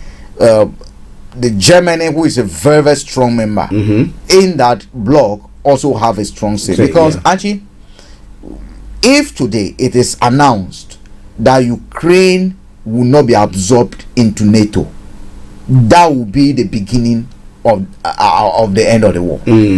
I mean, that will basically stop the war, basically, because if what Putin is saying is anything to go by, it is as a direct result of, NATO coming to his kitchen. Basically, that's exactly what they're doing. And there are examples that the US itself did not allow that in the past. They didn't allow it. In 1962, they didn't allow it. They nearly triggered a nuclear war just because USSR at that time wanted to, put a military base in Cuba, which is 90 miles away from the US. They said no way, it should not happen. And today, if US or China want to do something in Cuba, they're not going to allow it. You just imagine China saying we are building a strong military base in Mexico. They're not going to allow it. And you think Russia should allow that? Now let's hop on straight to that. Now I'm looking at Putin, who because his cage has been rattled, has gone on to say, look, you guys get yourself the nuclear warheads and everything, get it ready for whatever we're going to do.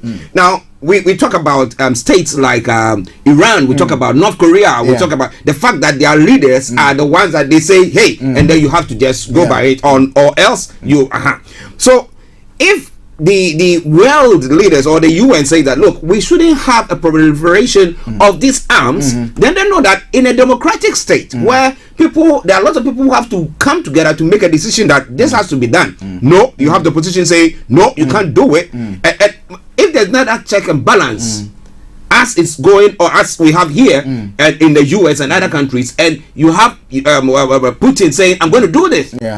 Whether he's going to do it or not. Did you vote when Boris Johnson was ordering that military should go to Ukraine? Did they give you opportunity to vote when they were saying we are sending more lethal weapons? No, we don't. At least we have the opposition there who are supposed to do but we didn't vote. We were not given a voice. We weren't. We were not given a voice. When the US were sending more arms there, none of the people were given a voice. So he also has his cabinet. That's how decision has taken. So if cabinet endorsed that decision, when they went to Parliament over here, they didn't vote on it. It was support that was given, verbal support. There are people within Labour who are opposed to it, who have accused the West of actually masterminding this war, right? There are people within the US. Bernie Sanders, for instance, has accused the US government of actually masterminding and plotting this war. Were they giving a hearing? No, but they said it on the floor. Are you getting it? They said it on the floor, but they were ignored. So at the end of the day, Archie, in my view, look, Putin, that is their way of ruling. That is their democracy. They've elected him, whether I agree with his election or not. What we're looking at, the way they make decisions in this country. When COVID came, we call Ghana, what do you call it? A democratic country. We call this country a democratic country. They passed a resolution in Parliament that they gave him extra powers to the Prime Minister. And what did they do? They decide to impose roadblocks and other things. Is that not infringing on our right? Did they consult you? No, the council will come. By the time they block the road, they made it one way. They made it one way and drive there, and then they charge you. Actually, that's also war on your freedom. How about that? Is it because it's not only AK-47? So at the end of the day, actually, for me, we are told that, or we are being made to believe that someone is a beast by the Western media, but that's what they do, and that's what throughout history, that's what they've done. Why didn't they tell us about Gaddafi? Why didn't they tell us about Saddam Hussein? Are you getting me? Look, you cannot trust Putin, you cannot trust the West. Okay? You cannot trust Putin, you cannot trust the West. At the end of the day, Putin will be very stupid because he has been elected to defend and protect the sovereign integrity of Russia. If he sees a threat, and I do believe if his general do not see a threat, how many documents can he read? It is his general and his aides that do that, right? If they do not see a threat, do you think they will act? About a month ago, they sent a written questionnaire to both US and the allies, asking them certain specific questions. What did the US say? They said no. The question of Ukraine not being offered opportunity to join NATO is off the book. it's a no-go area, it's a no-starter. And the person told you that we can't accept that. Because you, an example, you did not accept it. So why should I accept it? Actually, the war can proceed if they want it to proceed, and that will depend on what the West. Because Ukraine, as it is now, they just talking. It's just a matter of time. They can be resisting now. It's because casualties. They don't want much more casualties. It's just a matter of time. Because if it comes to war, Ukraine cannot match. Yeah. I mean, we come to power.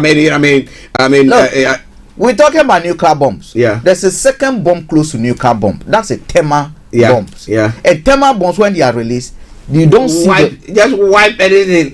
It sucks the oxygen out. Yeah. So as we're sitting here, if a thermal bomb flies over, the oxygen, basically we're frozen. We're dead. The buildings and everything stand the same, but it becomes a ghost town.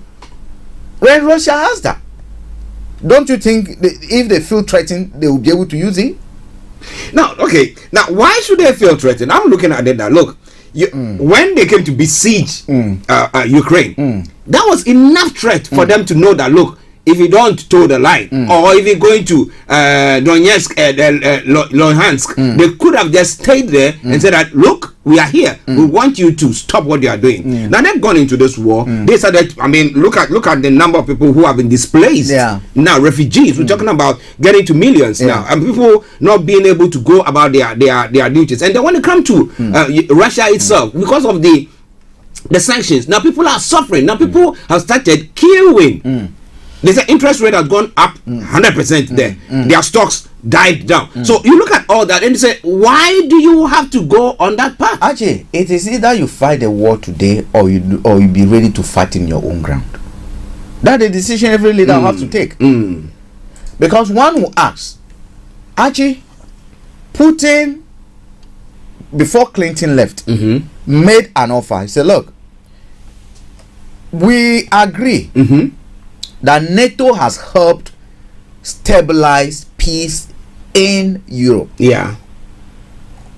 Russia wants to be part of that NATO. That's why they were going to give them a position to they made a proposition, they made a proposal, they made an offer to join NATO, which would have ensured that they also form part of that peace architecture. They told them blatantly, no, you are not wanted. So if you tell me I am not wanted, and every day you are encircling me with your weapons.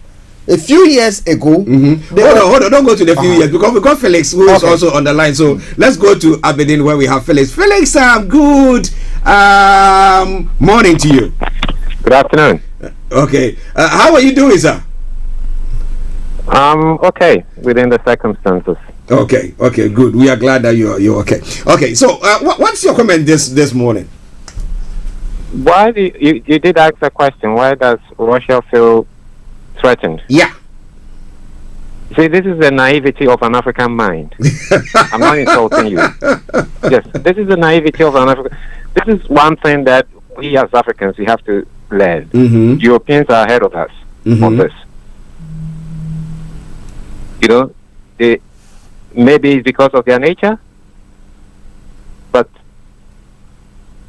they don't look at people with naivety.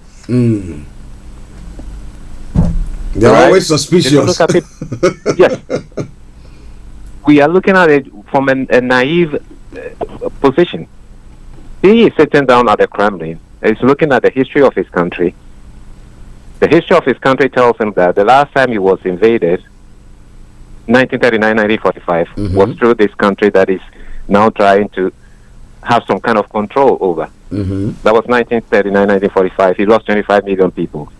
Prior to that, 1913-1919 First World War, he was invaded through that same country. Then before that, Napoleon Bonaparte through that same territory.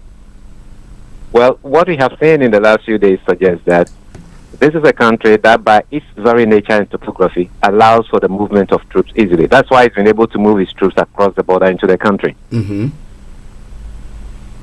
Right? Yeah. Within the last, 5 days or so, he's been able to move troops from his country right all the way to the boundaries of the city of Kiev.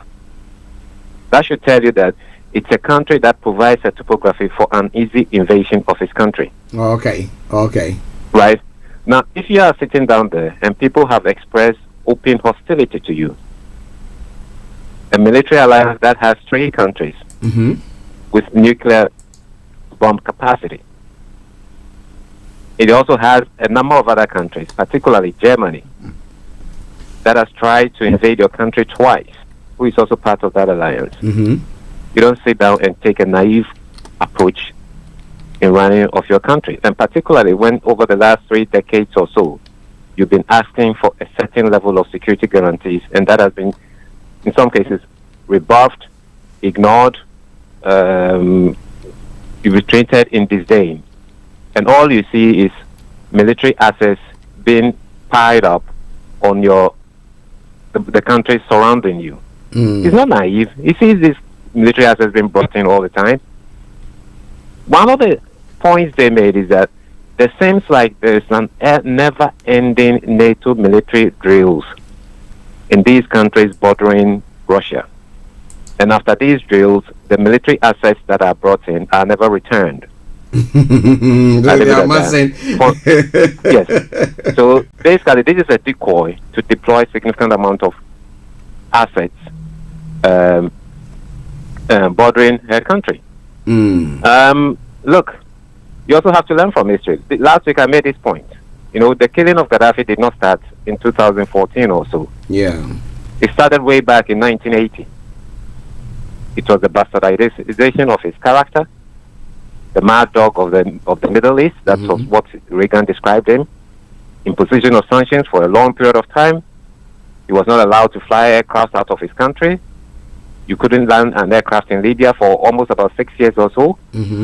His assets were frozen. Libyan assets were frozen abroad, on and on and on and on and on.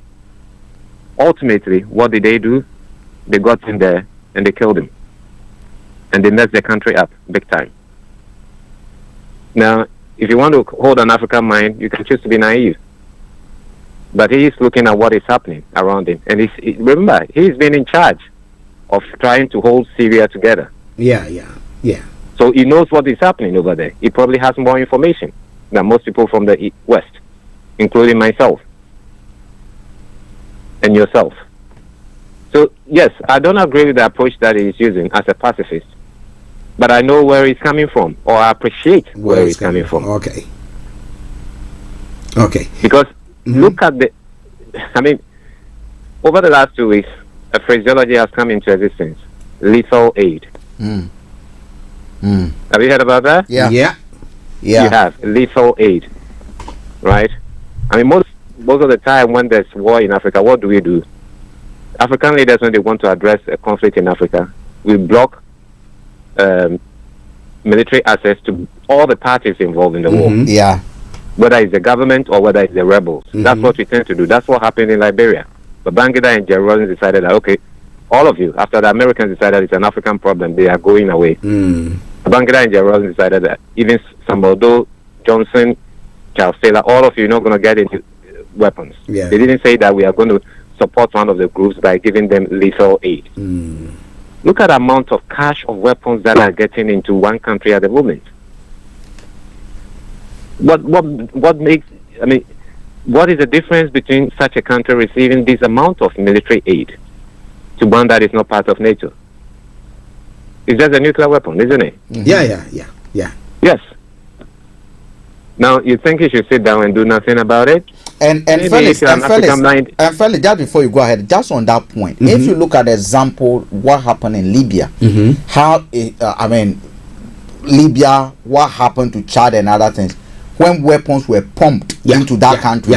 After the war was over, we saw what happened. We are being told, for instance, they've distributed, was it 3 days ago alone, about 80,000 weapons to people who even do not know how to use them. What do you think is going to happen? Even after the war, you see what sorry, Felix, continue. Yeah, so I mean that's what I have to say. I will join you later on if there's a bit of time between now and 1. Okay. Thank you very much, Felix. Thank you very much. Well, listeners, interesting conversation there. Felix has added his voice to the discussion. But as I'm saying, if you have any comments that you want to make, feel free, put it on our Facebook page. But the lines are open, so if you want to call in as well, you can do so. It is 0208-133-2257 or 58 0208-133-2257 or 58 US or Canada or Caribbean area. It is 001-718-303-2737 001-718-303-2737. You can also text or WhatsApp at 075-3966-1744 075-3966-1744. Our Twitter handle is at Starr Radio UK and email address is info@starradiouk.com. With me in the studio, Mr. Frank Davids, and we are still going on looking at some of the other stories pertaining to the war that is going on at the moment. At the moment, for now, there is a ceasefire because talks has begun in the border of Belarus between Belarus and Ukraine. As whether that will, be able to hold after these talks, maybe they will see some sense. But let's come back to the meeting that they are having now. The demand for that meeting that Russia was calling that let's talk. You guys want to talk? Let's come. Let's talk. And they are saying that they didn't put any conditions on the ground. Now earlier on they were saying we want you to say that you're not going to be part of NATO, or NATO is not going to allow you. We want to be sure that they're not going to be putting any arms or any weapons around those places. Now this time they didn't come out to say those things. We're looking at the financial chances and everything that have gone against them. Now, why has Russia not put anything on the table? No, because they don't want to scare anyone. They want to give everybody an opportunity, and their demands are not going to change. Actually, there are two things that, in my view, will keep this war. Like I said, is either Ukraine does not become a member of NATO, because as it is now, the leaders of Russia will prefer to be wiped out than to allow Ukraine to be part of NATO. Or NATO will have to absorb both Ukraine and Russia to be part of it. Those are, that's it. We are all in it. So we are in it.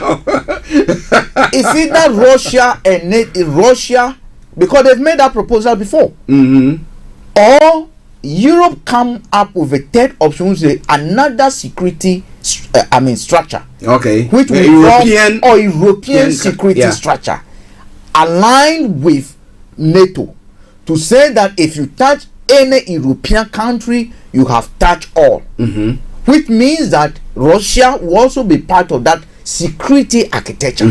But if you leave Russia out, knowing the history that you have always tried to destroy it, history is there, because history, they say, is a dialogue between the past and the present, and a foundation stone for the future.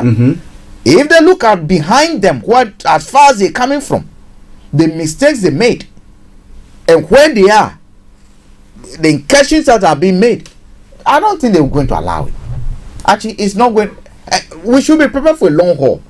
Now, the question we then will have to ask is, Germany, we know, is opposed to what they call it, strongly opposed to what they call it, Ukraine being part of NATO. Right? They're opposed to it. Even the leader of NATO, the commander of NATO, was opposed to it. Why is US pushing that? Why is UK pushing that? When in fact, UK is out of EU. Should what do you call it? Russia decide to turn its gas and oil pipe off now. UK doesn't care about UK that. doesn't care. UK make more money because now, because of fracking for gas, US has a bit of excess of gas. And therefore they will be able to send their frozen gas over to this Europe. The question is, are they trying to collapse Germany? Is the oil pipeline that is ready, or the gas pipeline that is ready to be commissioned? All they needed was some regulation. Is that what is becoming a threat to US that they are pushing? We need to understand US foreign policy. Actually, it has always been evil, set up to profit themselves. That is the way I've always looked at it. If I go and apply for visa, they don't want to give me again, they should stop. I don't care. But actually, that is what the position of the US has always been. One will ask, why do they really want to get Ukraine into NATO? What for? They've not been able to answer that question. Why would they want to get Ukraine into NATO? These are brothers and sisters who have been living Yes, the US are disintegrated. In fact, Ukraine and Russia has a history dating back to centuries. Right? They've been living along for years, and in recent years we've not seen any, apart from Crimea and Donetsk and Luhansk. Actually, the Crimea thing, people need to understand it. Russia did not invade Crimea just for invading sake. Not at all. There was a coup that took place. A coup took place, and a president had to flee. There was a demonstration. Who incited the demonstration? The citizens didn't like the president. The citizens who actually acted as aid givers to incite it. Actually, from what I know from Hong Kong. Okay. From what I know from Hong Kong, US was behind that demonstration. In fact, there are documents and records, audio recordings, saying, pointing the fact that US planned it ahead of time, and even decided and planned who they want as a president. Are you getting me? Why do they have spy? Because once you are spying someone is also spying on you. So if that's the case, what is the US interest in Ukraine if it is not to destroy Russia? Do you know why Israel has been able to survive? Because of the type of ammunition they have. So they can bluff, they can go and kill, and come back and do anything. Hey, you do anything. Is that what they want to do? Tomorrow, they will go and start demonstrations in Russia. You see, the Ukraine thing, that Crimea thing, Archie, there's a naval base. Yeah, the Black Sea fleets. Where they're not going to allow. They're not going to allow. It's like, Archie, look, River Thames. It's just like telling us that you allow your enemy to come and be south end, the estuary, to come and be there. No, would they allow it? No. Actually, they're not going to allow it. So the question is, what interest do they have over there? And all this now we're looking at. You see, India hasn't commented publicly. Yeah. In fact, India was one of those countries that abstained. Opposed. They abstained. They didn't want to comment. Yeah, they abstained. China abstained. United Arab Emirates abstained. So we shouldn't think that because we are exposed to BBC, we are exposed to CNN, and we are being brainwashed with what they want us to know. We shouldn't think that's it. We are saying what Dramadi so. Olaniyi, good afternoon to you. Where are you listening to us from? He's smiling. He's smiling. He said smiles. Yeah. Our brothers in Russia, I mean, I hope he's safe. Yeah. Tosino. Yeah, we've not heard from him, but Tosino, get in touch. Let's know that you are doing well. So actually, in my view, US is an look. If a few years ago, was it 2017?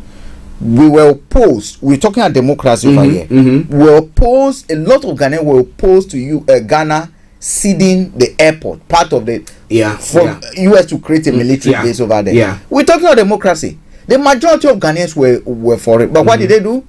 They went and gave it out so that we now have a strategic military base both in Nigeria, in Ghana. And you know why? Is because they can launch. They want to launch attacks from it. So if you attack US, they can also. They are closer to you from where they are closer to you.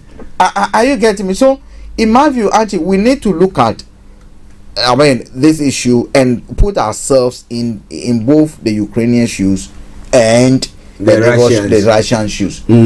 What we will accept as individuals. Yes, no one wants war, but actually, if Russia does not fight and get this thing done now, get an agreement that is lasting and enduring now, Russia will be there, and in a few years time there will be no Russia. There was once a USSR, a very powerful nation. They've been reduced to where they are building up now. You want them to go down again? They're not going to allow it. Now let's look at the posture of the security chiefs when it came to Russia. When Putin was giving that statement yesterday, and you see their persona, you could see that they were like, take it easy. You want to go and press that. No. Do you think that is going to push them? Because we some, because we have Russians who are against this. I mean, worldwide, look at the protests and everything that is going on. People don't want this war, and we have Russians who have gone on to protest, and about 2,000 so far have been arrested, or even more than that. Okay, so we have people in there who don't like it.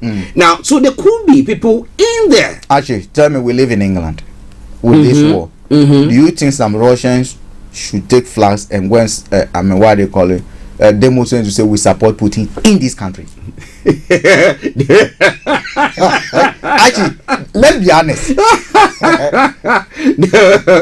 Somebody posted something. One MP posted something about, he said that, well, we have to blame what is happening on the on NATO or something. The barrage of this and that, the hate this message that she's had. Oh my! Do you think someone would dare demonstrate today in support of Russia? Actually, Russia, there was a poll, an independent poll in Russia. Over half of the population support Putin. Do you trust Russia polls? Why don't you trust? And you trust this country? Do you trust the US? And we see actually, us going to do the polls. So you trust? I mean, the sexy dodge. I mean, no, not that one. So how will you trust the intelligence today again? But you know, this intelligence was quite accurate. No, when they said this man is going to attack. He's amassing. He's besieging the country. He's going to attack. He said, no, I'm not. Because they know they are working with them closely. That they know there's going to be attack. Whichever way you look at it, the US is profiting from the sale of arms. Oh, of course. It could be liter aid or whatever you call it. There are people who are manufacturing it, and that the state has to buy and then give it out. That is it. The people are profiting. The fundamental question that I still want people to answer: why is NATO interested? Now, on that meeting that is going on, right, that's another test. UK has left the EU, right? But they are actively advising Ukraine to join EU. That the president has today said they demand immediate membership of EU. Can you just imagine? And what does that mean? Paving way that when you attack an EU member, you basically attack at the beginning of a third world war. That's exactly what he's looking for. Look, I heard him when the other time when he was addressing the nation. I have no problem with him, but I think he's been misled. He's made a lot of miscalculations, and if he doesn't take time, he's actually surrendering his country, and basically the future of Ukraine will be bleak. Because at the end of the day, all those who were edging him on, we are with you. We are your brothers. EU stand by you. When it came to Ghana, they said, okay, we will not come and fight. No, we'll give you. You will let your people. We know they have strategic military. So all these direction movement, they are being controlled by special forces from the US and the UK. We know that, but they cannot say it publicly. Now they've declared again that what they call it, the borders are open. That anyone who wants to fight can come. So what they are telling us is that any army from anywhere, once you are not under direct command of your state, you can come and fight. That's exactly what they are saying. And I'm saying, actually, if we continue that path, they're going to push Russia to go to. It's like a snake that is going to die. You strike it once, a cobra. What does it want to do? Bite you. They're going to push them, because everything that has happened now is like, if you're looking at arms in terms of what the capability, and you're looking at, you rating it from 1 to 10, we are looking at number 1 and number 2. That is what we're looking at over here now. And China is sitting there watching, because look, should it happen, China will support Russia. No two ways about it. Yeah. And I mean, they've been bedfellows. India will support Russia. Why would India support Russia? Why wouldn't they support them? Tell me, why wouldn't they support them? They've always had the support of the West. Huh? Really? Is that what you think? Archie. Well, listeners, it's Starr Radio UK, 17 minutes past the top of the hour. Now let's look at Joe Biden. I mean, I was looking at some polls and what is going on in the US, and people are saying that he is so weak, he's soft, and therefore the action that he is taking is also like what Putin is trying to do, to show that, look, I'm not weak, I've got everything behind me, and therefore I can do whatever. What do they want him to do? So they want him to maybe, I mean, more arms, or maybe just threaten him and stuff like that. Mean, those are noises, actually. What do they want Joe Biden to do? The only thing Joe Biden can do now is to work closely with the NATO alliance to be able to call off this, and by saying, because a lot of people have expressed that, look, we know there should be a neutral ground. NATO should not be there. If Joe Biden can lead that, it's okay. Look, NATO should not be there. Then that's fine. But if they are going to use it as a pretext, and someone is even saying they might have provoked this, or they might have strategically planned it so that the war starts, and they will use that as a pretext, as a platform to absorb this guy, Ukraine, to NATO quickly and launch an attack on Russia. It could be. You never can tell. I don't think anybody wants to launch an attack on Russia, because you do that. Oh no! I mean, everybody is citing. I mean, Russia said they have nuclear warheads. They also have. In fact, Russia has the second largest stockpile of nuclear warheads. Individual countries, they are the ones who have the most. But when it comes to like you have NATO or no. US is leading. Oh, okay. US is leading. Okay. US is so they have second. China has a third, followed by India.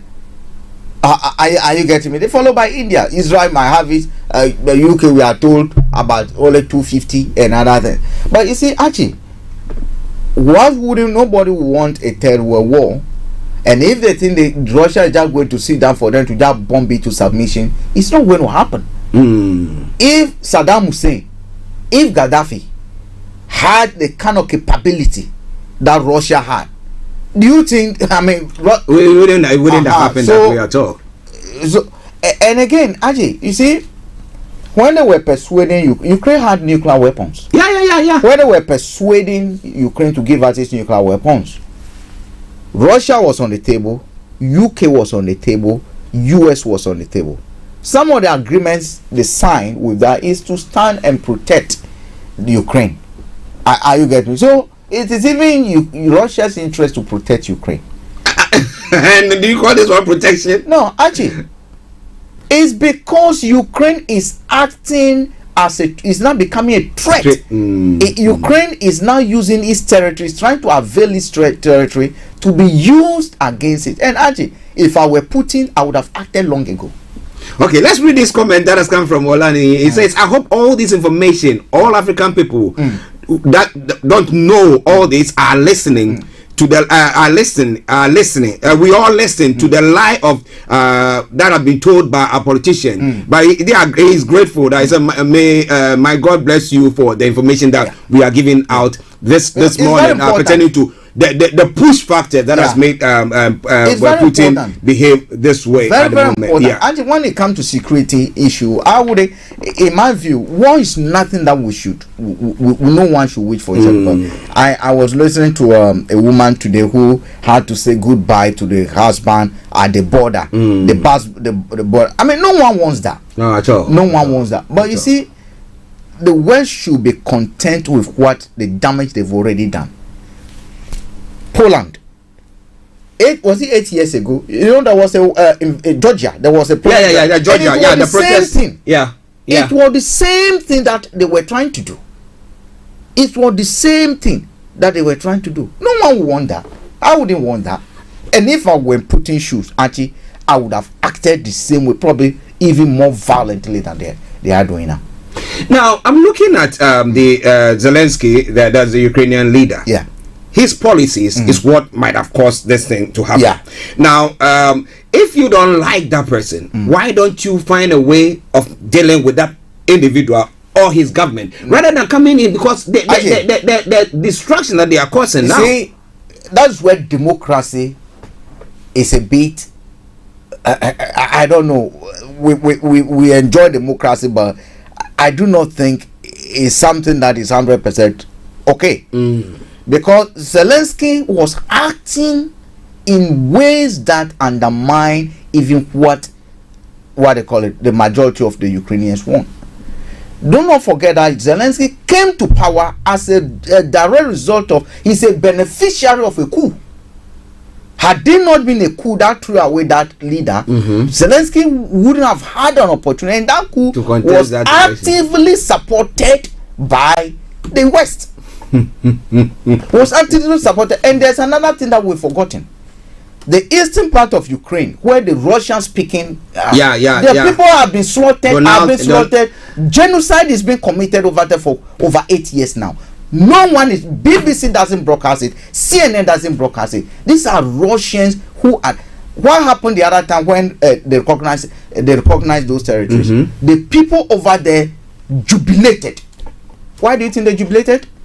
If they don't like their leaders, they jubilated because they've endured. It's just like what is happening in Amazonia, where the Amazonian people are being slaughtered by Pobia.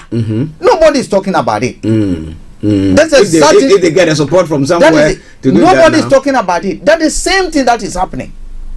That's the same thing that is happening around those areas. The West is not talking about. Have you heard BBC, CNN, European news say anything anywhere about? Have you heard them say about?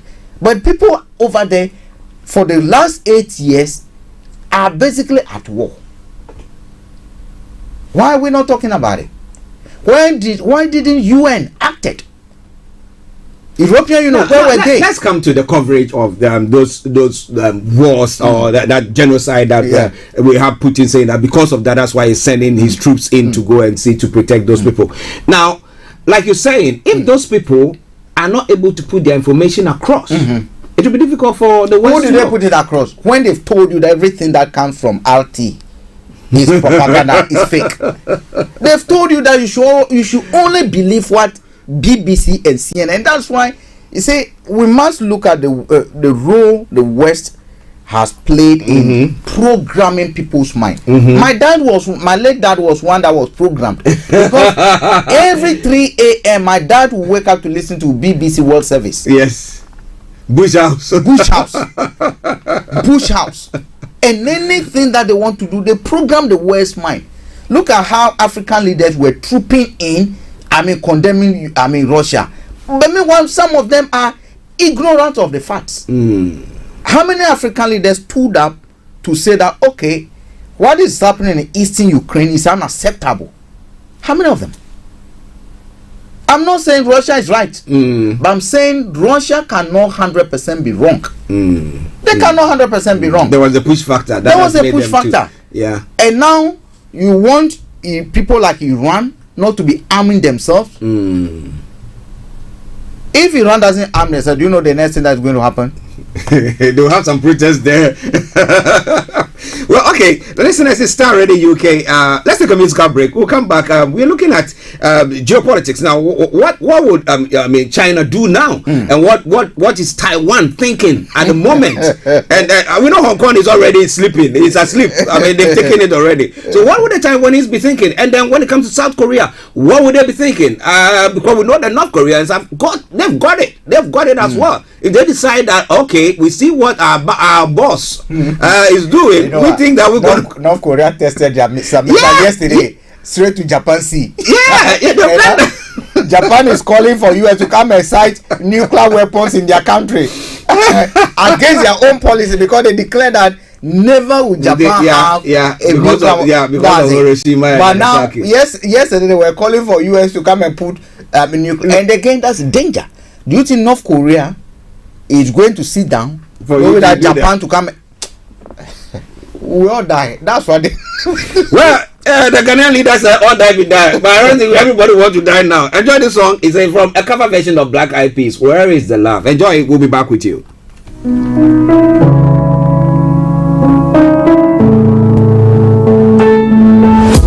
People killing, people dying, children hurt and hear them crying. Can you practice what you preach? Would you turn the other cheek? Father, Father, Father, help us. Send some guidance from above. People got me questioning. Where is the love? What's wrong with the world, mama? People living like they ain't got no mamas. Think the whole world's addicted to the drama. Only attracted to things that'll bring you trauma.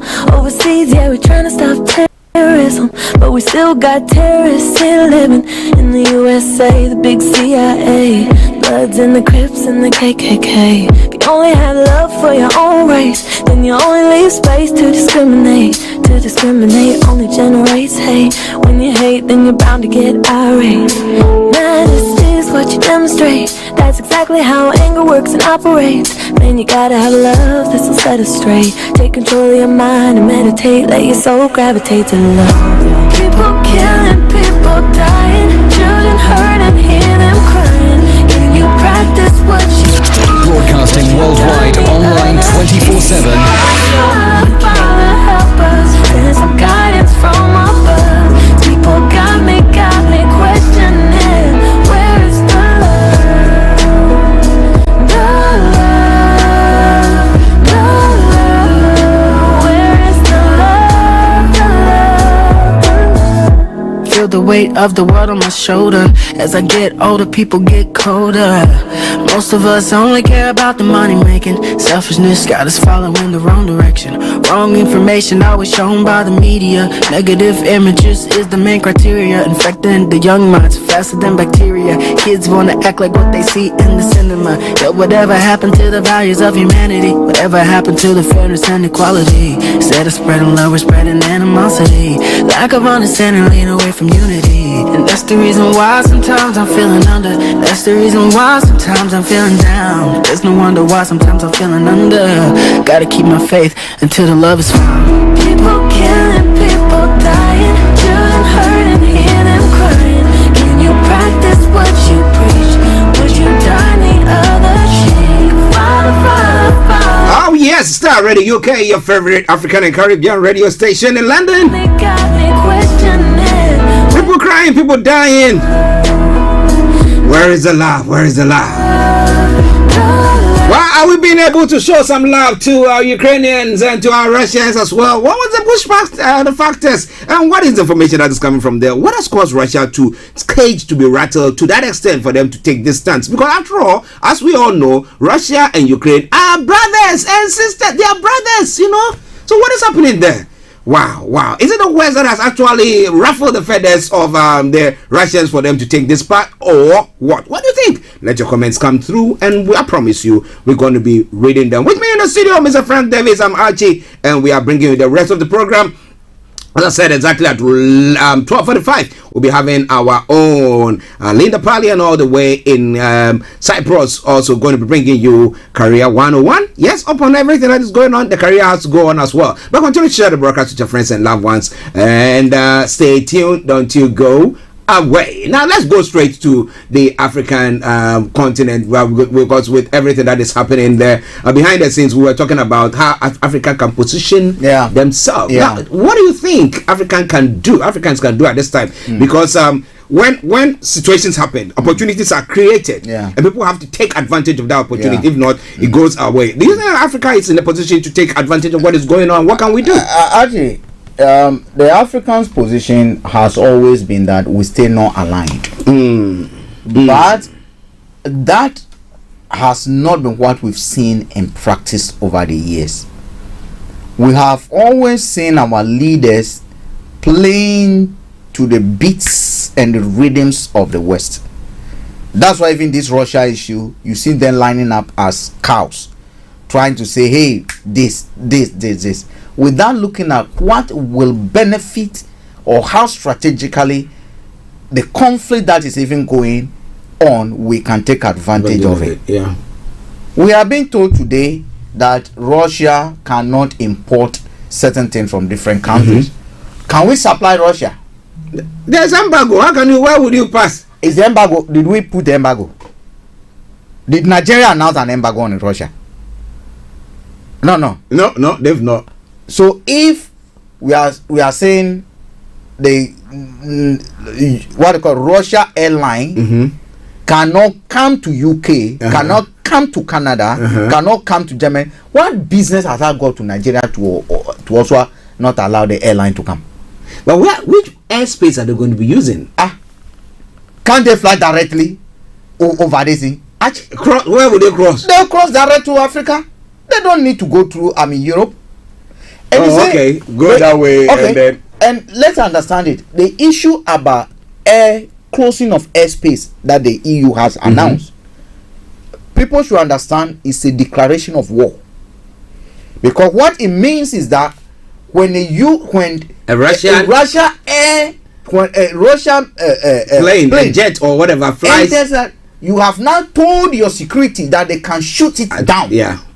That is why you've closed your airspace to Russia. You've declared them foreign aggressors. So if they enter your airspace now, your military, your air force can shoot it down. Yeah. And shooting it down means that the Third World War straight. Are you getting me? Yeah. So sometimes certain comments that have been made, we should be very, very careful how we take it as Africans.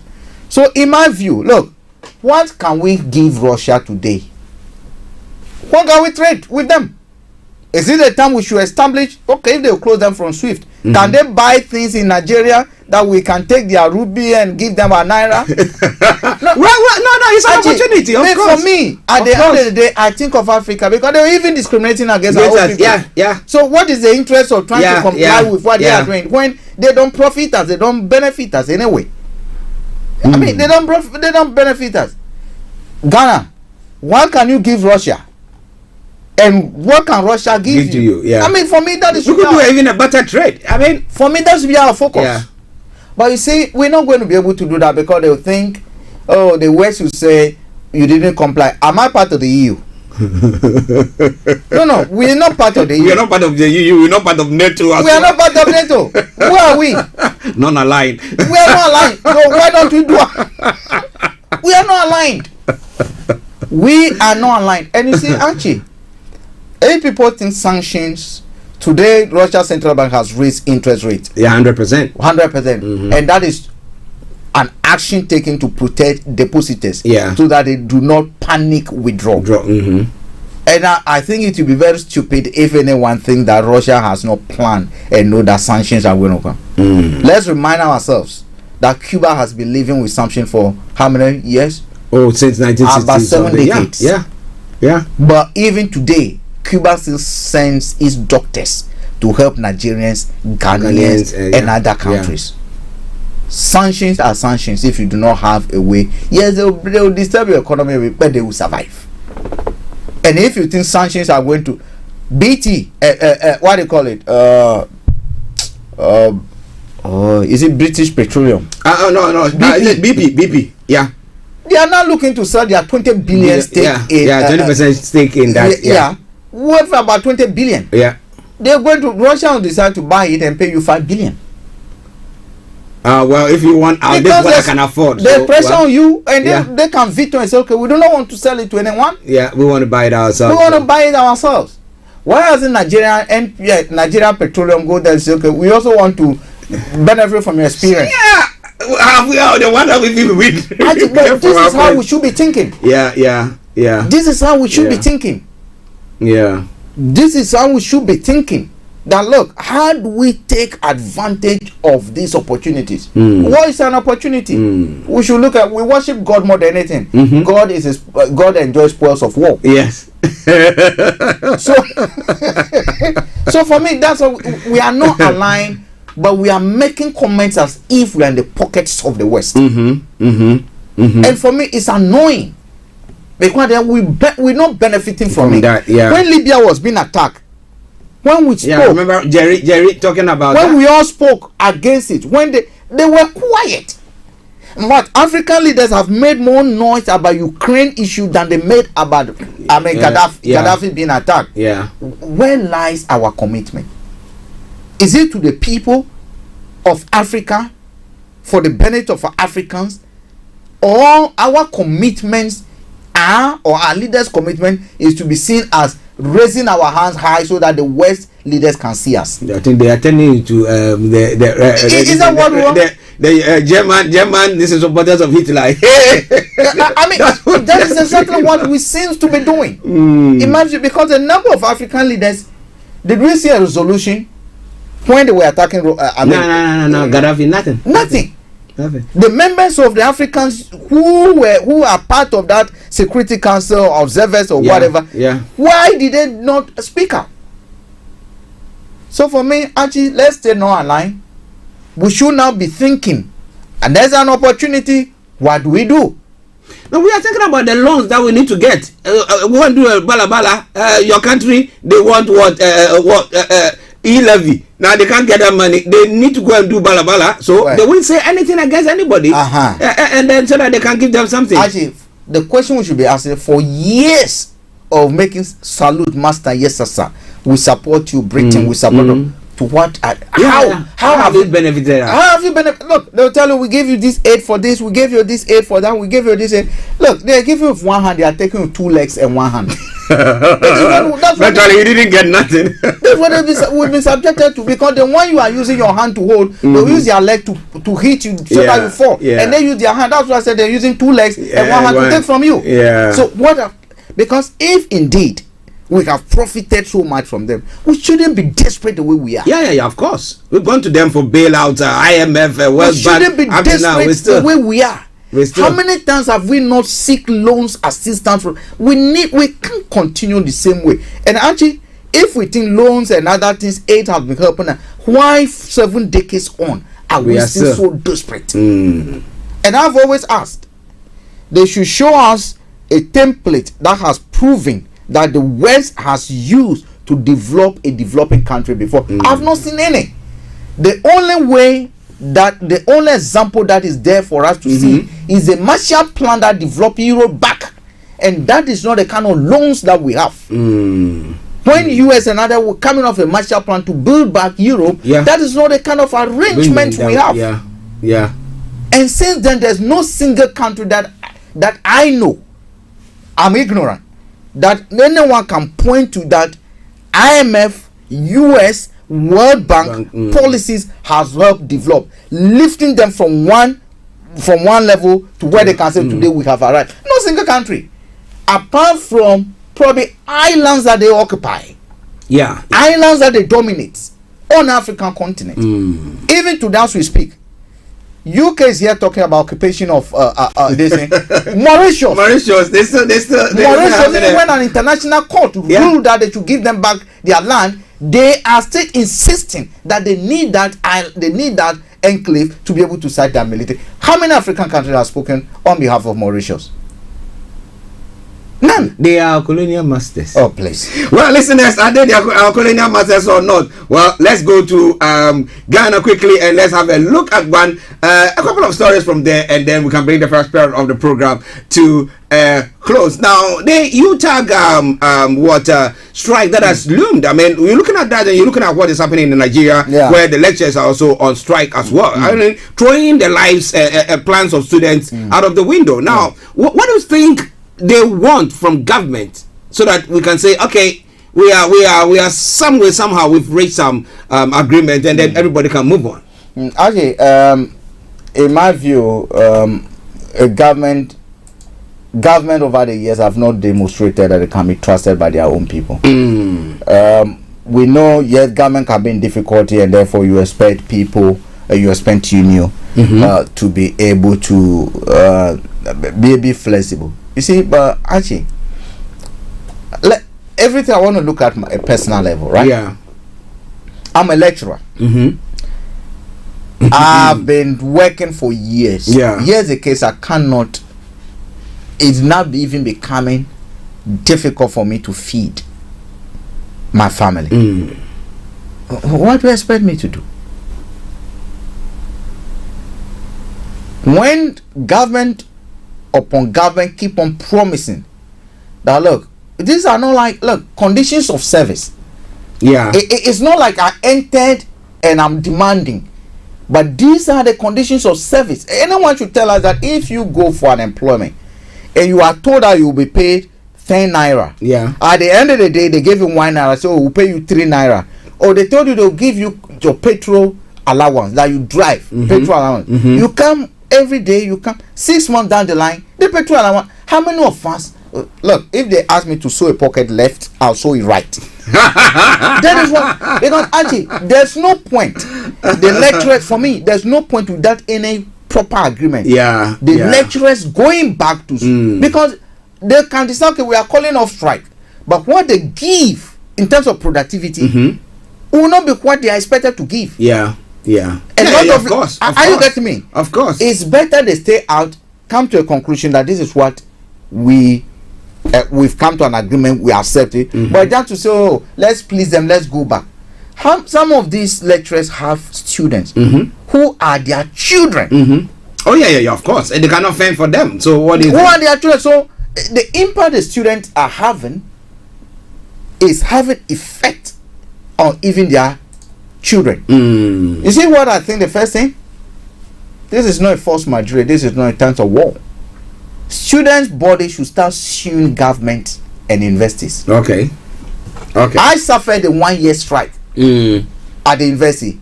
I know how it disoriented me. Yeah. How it affected me. We should have a student which is student union should start suing government on behalf of student body. Because government has a responsibility. That is why, if someone wants to commit suicide today and you don't succeed, criminal code for it? Oh yeah. Why? Because government has your life is not yours. Yeah. If I sign out that I'm coming to university, that is yours, and you're coming to waste my precious time just because you have not honored part of your agreement to the people you employ. Why should I suffer? And especially when education is no longer free at that level. Yeah, I'm paying for it. So when education is no longer free at that level,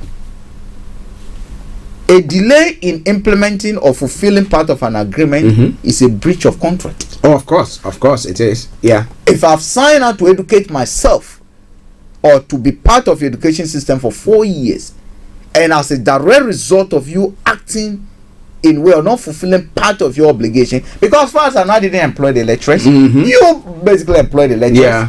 Yeah. Why should I suffer? So in my view, that is what we should start testing them in court. But I think government, yes, they are broke, but it's because we've misplaced our priorities. We've misplaced our priorities. Students are suffering, unfortunate, but Archie, that is what it is. Wow, listeners, we might have to leave that conversation there.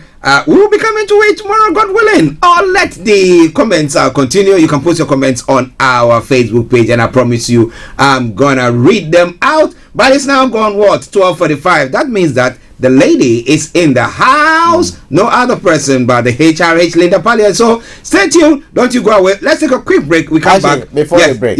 Yeah, right. Something broke my heart over the weekend. I saw a video and that broke my heart, and that for me is very, very, very serious. A Ghanaian student in Ukraine, posted a video. And his comment was, "I'll prefer to die being bombed in Ukraine than to return to Ghana." Archie, that should speak volumes to our leaders across Africa. Yeah, and it's not only that, but last week as well, when everything was going on, some Nigerian students were saying they'd rather live there and die rather than be repatriated too. And then I'm like, okay, that should speak volume to our leaders. This is hard desperate, even death. They prefer death to coming back to your country. My own boy in Italy will tell you that going back to Ghana is a no option. Yeah. Good morning. Good morning to each and every one of you. Thank you very much, Mr. Frank Davids. We're going to take a break, and as I said, and then we'll bring you HRH Linda Pallien on Career 101. Stay tuned. Don't you go away. Starr Radio UK, your favorite African and Caribbean radio station in London.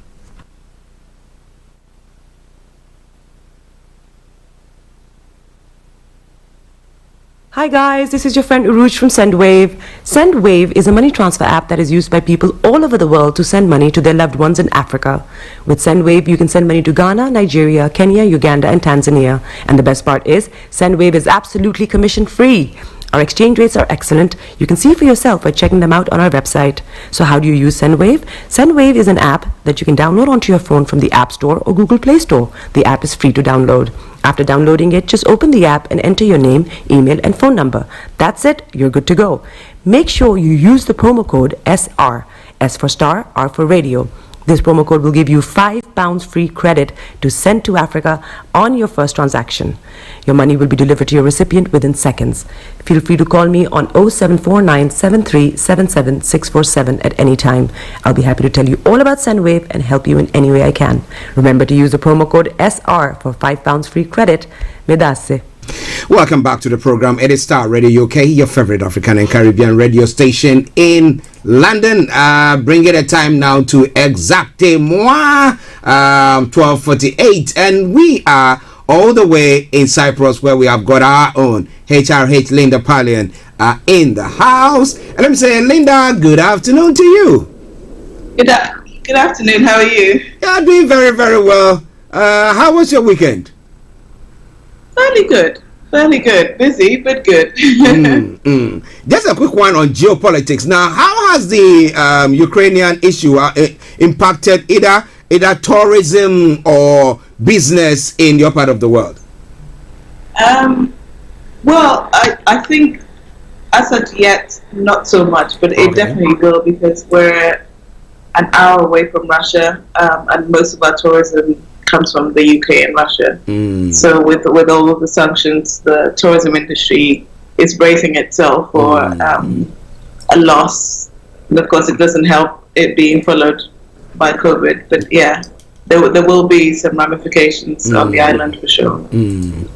Well, listeners, whatever it is, we have to try to find ways and means to make our lives, whether it's business, whatever thing that you are doing. And that is what we're going to be doing this afternoon when it comes to Career 101, advising you on whatever thing that you need to do. It's not only peculiar to the UK or to Cyprus or to Europe, or it's across the globe, wherever you are. If you use those pointers that she's going to put across, it will help you a great deal in your career and in your business, whichever you call it. All right then, so what are we looking at this afternoon? This afternoon we're going to be looking at whether to go solo or not, whether to do your own business or not. Are you an entrepreneur? Okay. Are you an entrepreneur or not? Okay. Now, before you go on your points that you have, do you think everybody can be an entrepreneur? Let me ask you that question first. Exactly, and that's the whole point. I don't think it's cut out for everyone. Okay. And the sooner we realize that, the better it is for everybody. Okay, so if you are listening to us, what do you think? Linda is going to touch on all those things for you. Are you cut out to go solo? Or can you be an entrepreneur? Just stay tuned. Don't you go away. Over to you, Linda. Wonderful. So I've chosen this topic to discuss today because as there's more and more uncertainty in the world, as there's more and more changes in the workforce, as people get fired or job security becomes less and less existent, a lot of people find themselves considering whether they should finally go and either be a freelancer or go solo or start their own business. And of course, with social media, it's very glorified being an entrepreneur.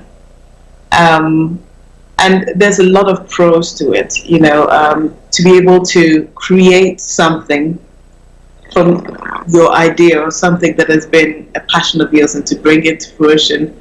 It's very satisfying, it's very fulfilling, and we all want to leave a legacy and to create something and to feel fulfilled and to feel that our ideas are appreciated. So entrepreneurship, for that reason, from that perspective, is very good.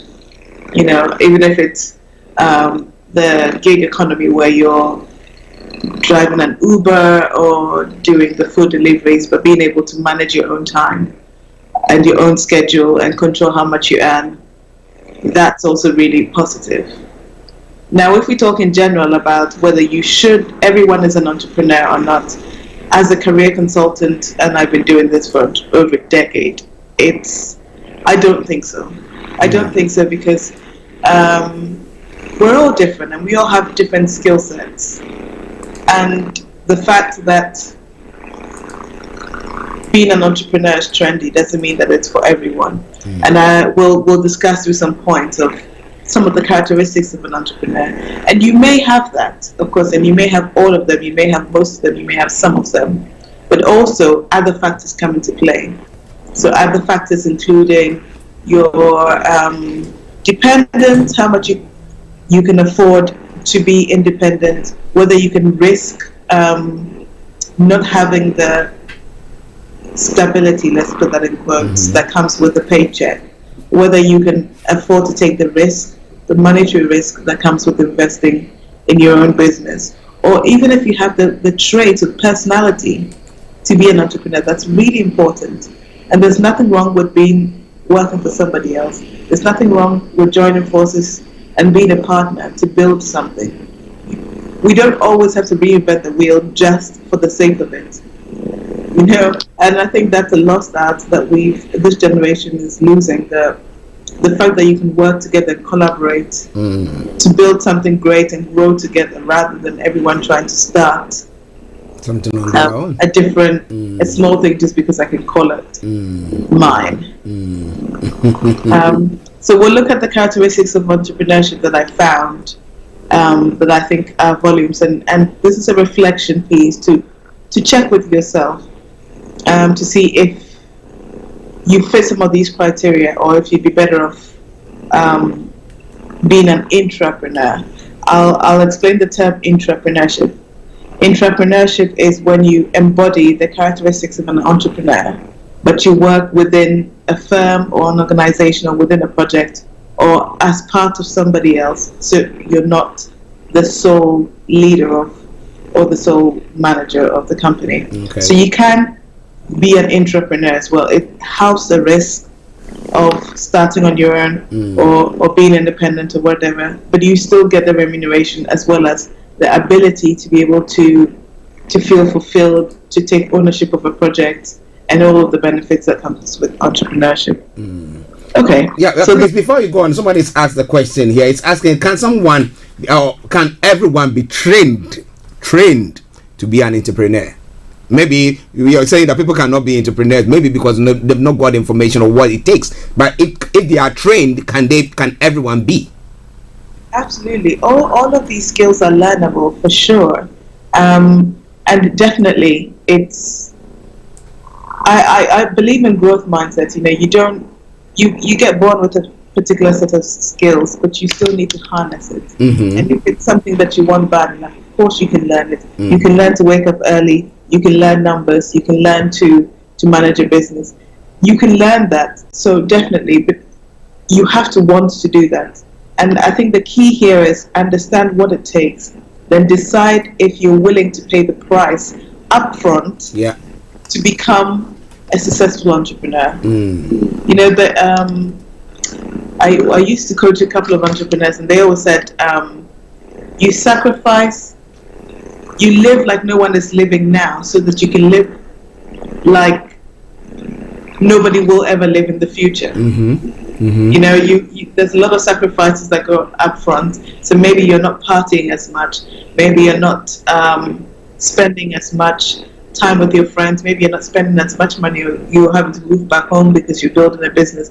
Whatever it is. But there is some, and it's always up front. It's not later when you're rich and you can pay it back. There's always an investment or a cost up front. Whether it's the time, whether it's the money, whether it's the sacrificing your social life, or maybe even your family life sometimes. You know, there's people that are career-oriented that don't end up having a family or any close friends because of that. So there's some prices, and of course you can have everything, but it's also a challenge, you know. So of course you can train to become an entrepreneur or to have more entrepreneurial traits, and I think everybody should aspire to develop these traits because it helps you not only related to work, but in life in general. You know, because some of the traits we're going to go over, you can use it at home, you can use it in your personal life, in your professional life, and beyond. So we'll get started on the traits. Okay. So the first one is passionate. You should at least minimum have some passion about something. You know, you need to care enough about anything to act, to decide, I want to make a difference in this, or I want to work towards this goal, I want to be a part of this change. But some passion, you know, and it doesn't have to be you live, breathe, eat it, but something that you want to dedicate a lot of time to becoming better at, or to making better, whatever it is. So definitely passion. The second one is business savvy. Okay, so these again are the learnable skills in terms of communication, in terms of money management, in terms of budgeting, in terms of spotting an opportunity. I mean, I was listening to your conversation earlier about spotting opportunities in terms of uncertainties, for sure. And you have to be able to do that. Whilst everyone is sitting there going, oh, let's wait and see what happens. Well, how can we be the first ones to supply them or change the game now that there's this limited opportunity? You know, so you have to be business savvy. So maybe that might be you. Maybe that's not you, but maybe it's a skill you note down to work on. How do I develop these skills? And then go to work on developing them. Confident. Confident is a very underrated skill. Confidence is an underrated skill. You know, a lot of us are the other spectrum. You don't want to become too modest, so you don't want to show off what you've got. But we're so easily influenced by others and by what other people are doing and what society tells us to do, that you really need that conviction and that confidence in yourself, in your dreams, in the goal, in how and what you're working on that it'll pay off. All of that confidence needs to be unshakable to be able to stand firm, because there will be challenges in any venture. So that confidence will get you a long way. Okay. Then number 4, you have to be a planner. As well as short-term goals, you have to plan for the long term with plans A's and B's and contingencies and all of that comes into play. So if you're somebody that flies by the seat of their pants, it doesn't usually work with entrepreneurship. Sometimes it's a good trait because you're able to take on an opportunity without over-analyzing it. Yeah. But normally, there's a degree of planning that goes with successful entrepreneurship. You're always on, you're always learning. If you're someone who thinks, I'm done after university, I'm done after college, I've done my first job and I'm not going to learn anymore, entrepreneurship might not be for you, because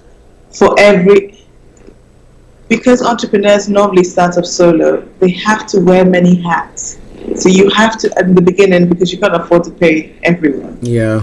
So you have to learn a lot of different skills all the time, and to learn about your industry and the changing and the customer needs and the demographics and the geographics of all of that. So again, you have to be always on, always learning. So that's also a good trait of an entrepreneur. Money manager, again, you have to be able to ration scarce resources to be able to fulfill the dream. And also I would add communicating or being creative about funding what you need to do. They never give up, for sure. It's easy to get started in entrepreneurship. It's easy to get the idea. It's easy to be excited about that. It's easy to see the first sale going on and you think you're on top of the world. The hardest thing, or the most challenging thing, is not giving up and keeping going when everything isn't working as it should, and not being discouraged, and being the forever optimist to keep going in face of adversity.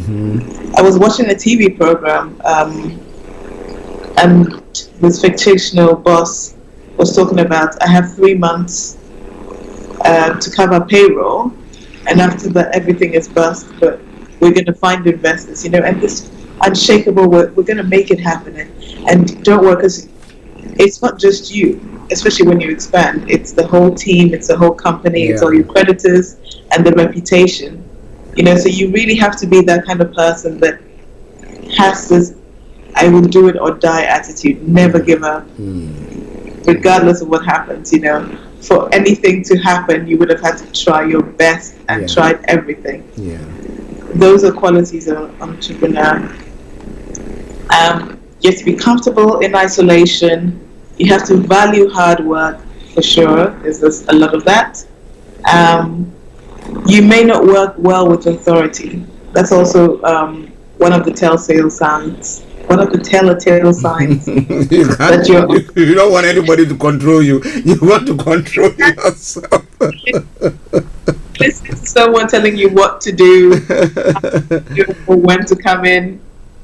So that's a good. I mean, apart from just being obstinate, it's a sign that you want to take control, and that leads to like leadership qualities as well. That you want to be your own boss. You look for outlets everywhere. Okay. You know, entrepreneurs look for opportunities everywhere. You're not waiting for the right moment. You know, you're so passionate again that you're talking about what you want to do or what you intend to do 24/7 to whoever will listen to you, because you just never know where the opportunity comes from. Yeah. So they're opportunity hungry.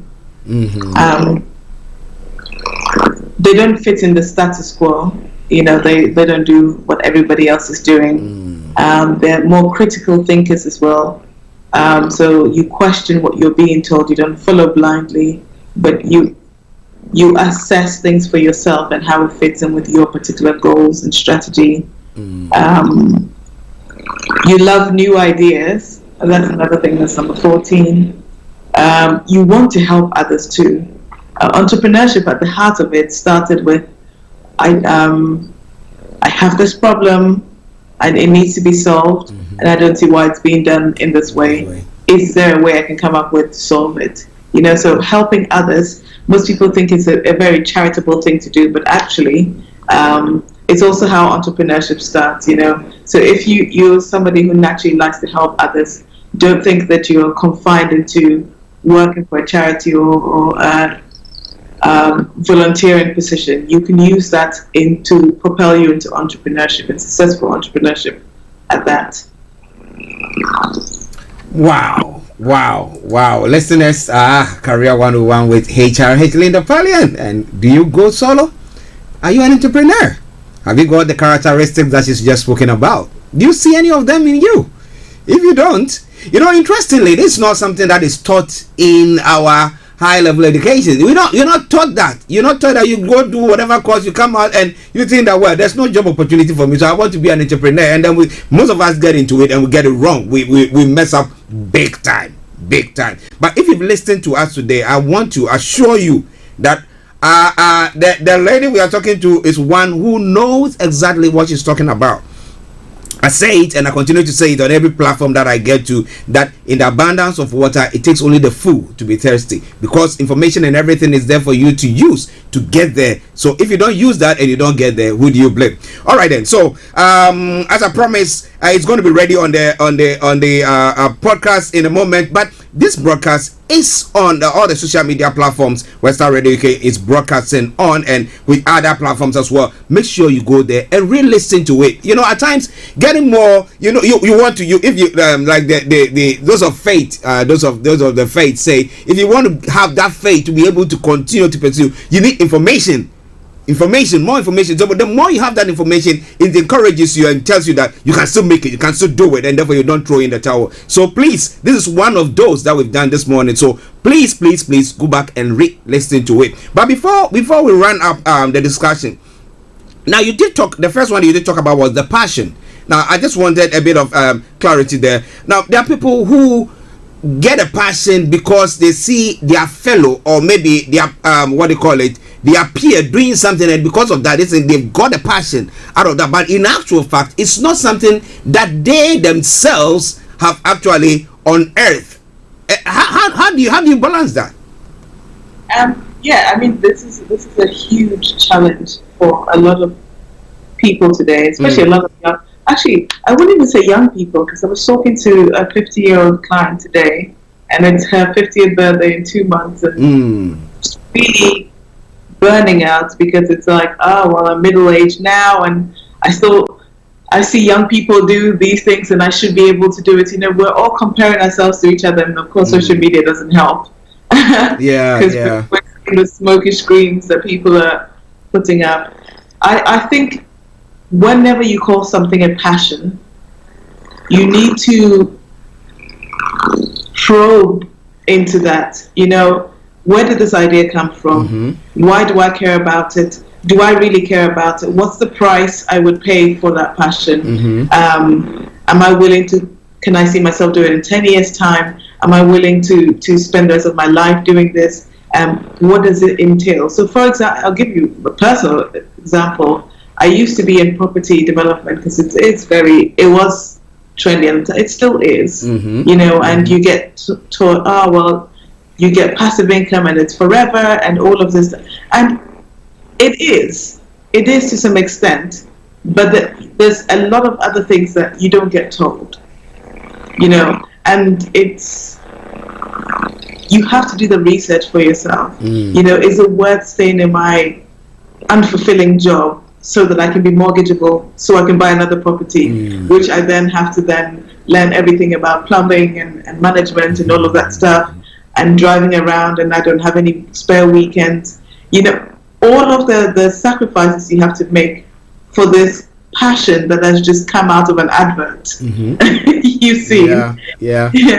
You know, so you really got to understand. Oh, if I am passionate about this, what aspect of it do I like? What's the aspect that energizes me? It's like, oh, I love talking to people, so maybe I go work in HR. But there's so many aspects of HR. Is it the fact that I get to work one-on-one with people, or is it the fact that I get to train a group of people? You know, and you have to break it down so you're crystal clear that this has come from you. And this is why when I talk about career, I always say it starts with you. You have to go within. And I wanted to comment on something you said about those people of faith. I was watching an interview with a beauty queen, a South African beauty queen, and she was Christian, and she was talking about it's not enough to have self-confidence, because when other people are laughing at you, when other people are putting you down and telling you can't do it, or telling you don't match the criteria because you're not tall enough, you don't have the right face or the right skin color, you have to have, even more than self-confidence, God confidence. Confidence in the creator that made you, or in the universe that made you, or in the purpose that you're here to serve. And that gives you the power to keep going. You know, because it's fleeting. When you don't feel good about yourself, it's hard to have self-confidence. It's true. But if you're able to outsource that and say, actually, you know, I know I was put on this earth to do this. I know I was born to do this. And even if it's not a God or the universe or something, but someone, you're here for a reason. And if you can lean on that faith to be able to have the confidence to take the next step, it makes it so much easier.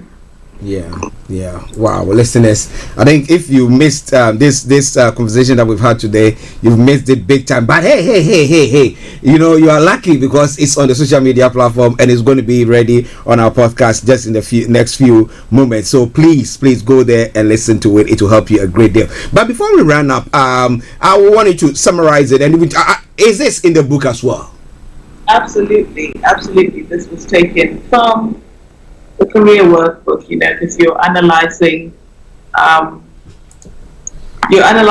who you are, what you're meant to be. Also, the How to Career book is a good guide for whether entrepreneurship is meant for you, whether your career you're in is meant for you, whether you have the trait to go and do whatever it is you want to do, without even an opportunities where will work for you, even if it's a side hustle. You know, so being able to really deep dive and go down and know yourself and understand that you're going to commit to this for as long as it takes, it's really important. That's what the How to Career book will tell you. That's what the career workbook will tell you, and to some extent what the career success book will tell you too.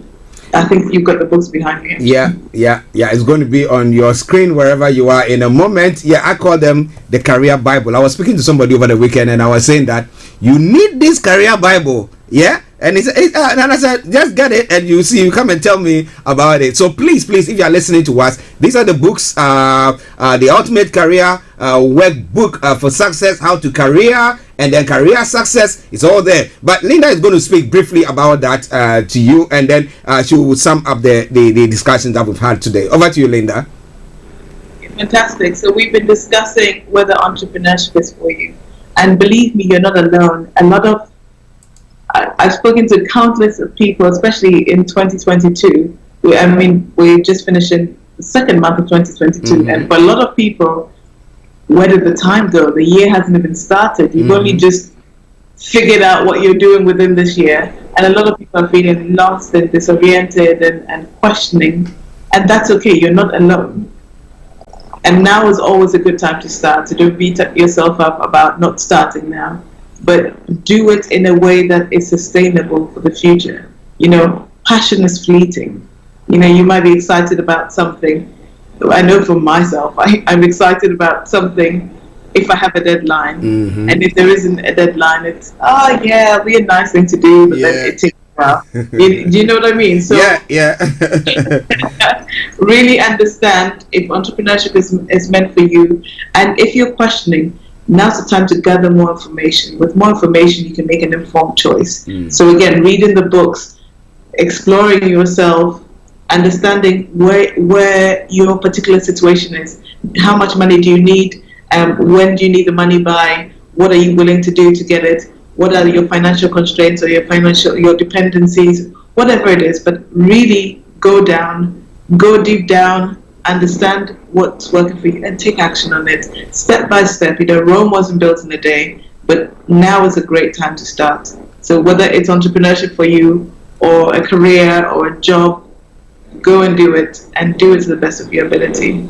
Wow. Okay, so just in case someone wants to get in touch with you, what do they do? Sorry, we missed that. We can't hear you.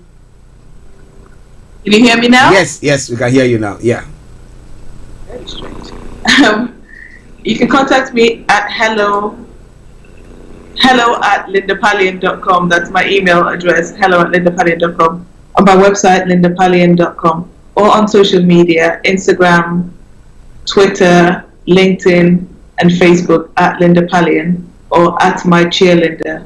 My cheerleader is because I'm a cheerleader for you, so MyCheerleader, my cheerleader, or at Linda Pallien. And you'll be able to reach me, whether it's about the books, whether it's about your particular situation, whether it's about the entrepreneurship venture you want to start or you're thinking of starting. I'd love to hear from you. Yes, that would be very interesting. Now, if you're a parent listening to us, wherever you might be, most of us, because I've got my career, so I'm still going on, but your words have not got theirs yet. They are even you ask them a question about it, they're not sure what they are doing. They might be even at the end of their the final year in their unit, they are not sure what they are doing, but you want to get them to do exactly what they love, and they can continue and they can make something a success out of it. You have to be listening to us every time we come on Mondays. And all the podcasts and the programs that we've discussions that we've done are all on the social media platform. Get your hands on that. But the most important, get your hands on these books. These books are, as I did say, the Ultimate Career Workbook for Success, How to Career and Career Success. Now, you want to get your hand on that? All written by Linda Pallien, okay? And it is, I call it the Career Bible. You don't want to miss out on that. Make sure you get your hands on it. Linda, let me say thank you very much once again for this brilliant time with you. Thank you so much. You're welcome. Okay, we'll catch up later. All right then. Okay. Yes, listeners, that has been Career 101 with HRH Linda Pallien all the way in Cyprus. So wherever you are this afternoon, I want to say thank you very much for joining us. Yes, it's been a pleasure coming your way. As I said earlier, on this afternoon, exactly at 5 o'clock, the Queen herself, Fienima, who says that? Regina Enima, I will be coming your way with the On Point Show, and it will be followed by lots of music, and then tonight at 10 o'clock as well, we'll be having the one and only Dave West on Conscious Reggae Time. But there's going to be a mixed grill of music this afternoon for you. So wherever you are, stay tuned. Don't you go away. Let me say thank you very much, Mr. Frank Davis, Mr. Olayomi Koiki, HR Linda Pallien, Olani Mayo, and all those of you who joined us on the social media platform. I salute you all. Have a lovely day, and I'll see you all tomorrow. Bye-bye for now. It's been me, your one and only Archie, saying have a top of the day. But show me some love. Where is the love?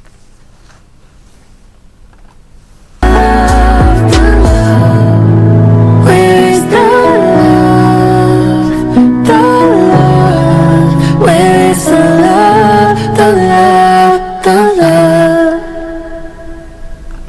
KKK. You only have love for your own race, then you only leave space to discriminate. To discriminate only generates hate. When you hate, then you're bound to get irate.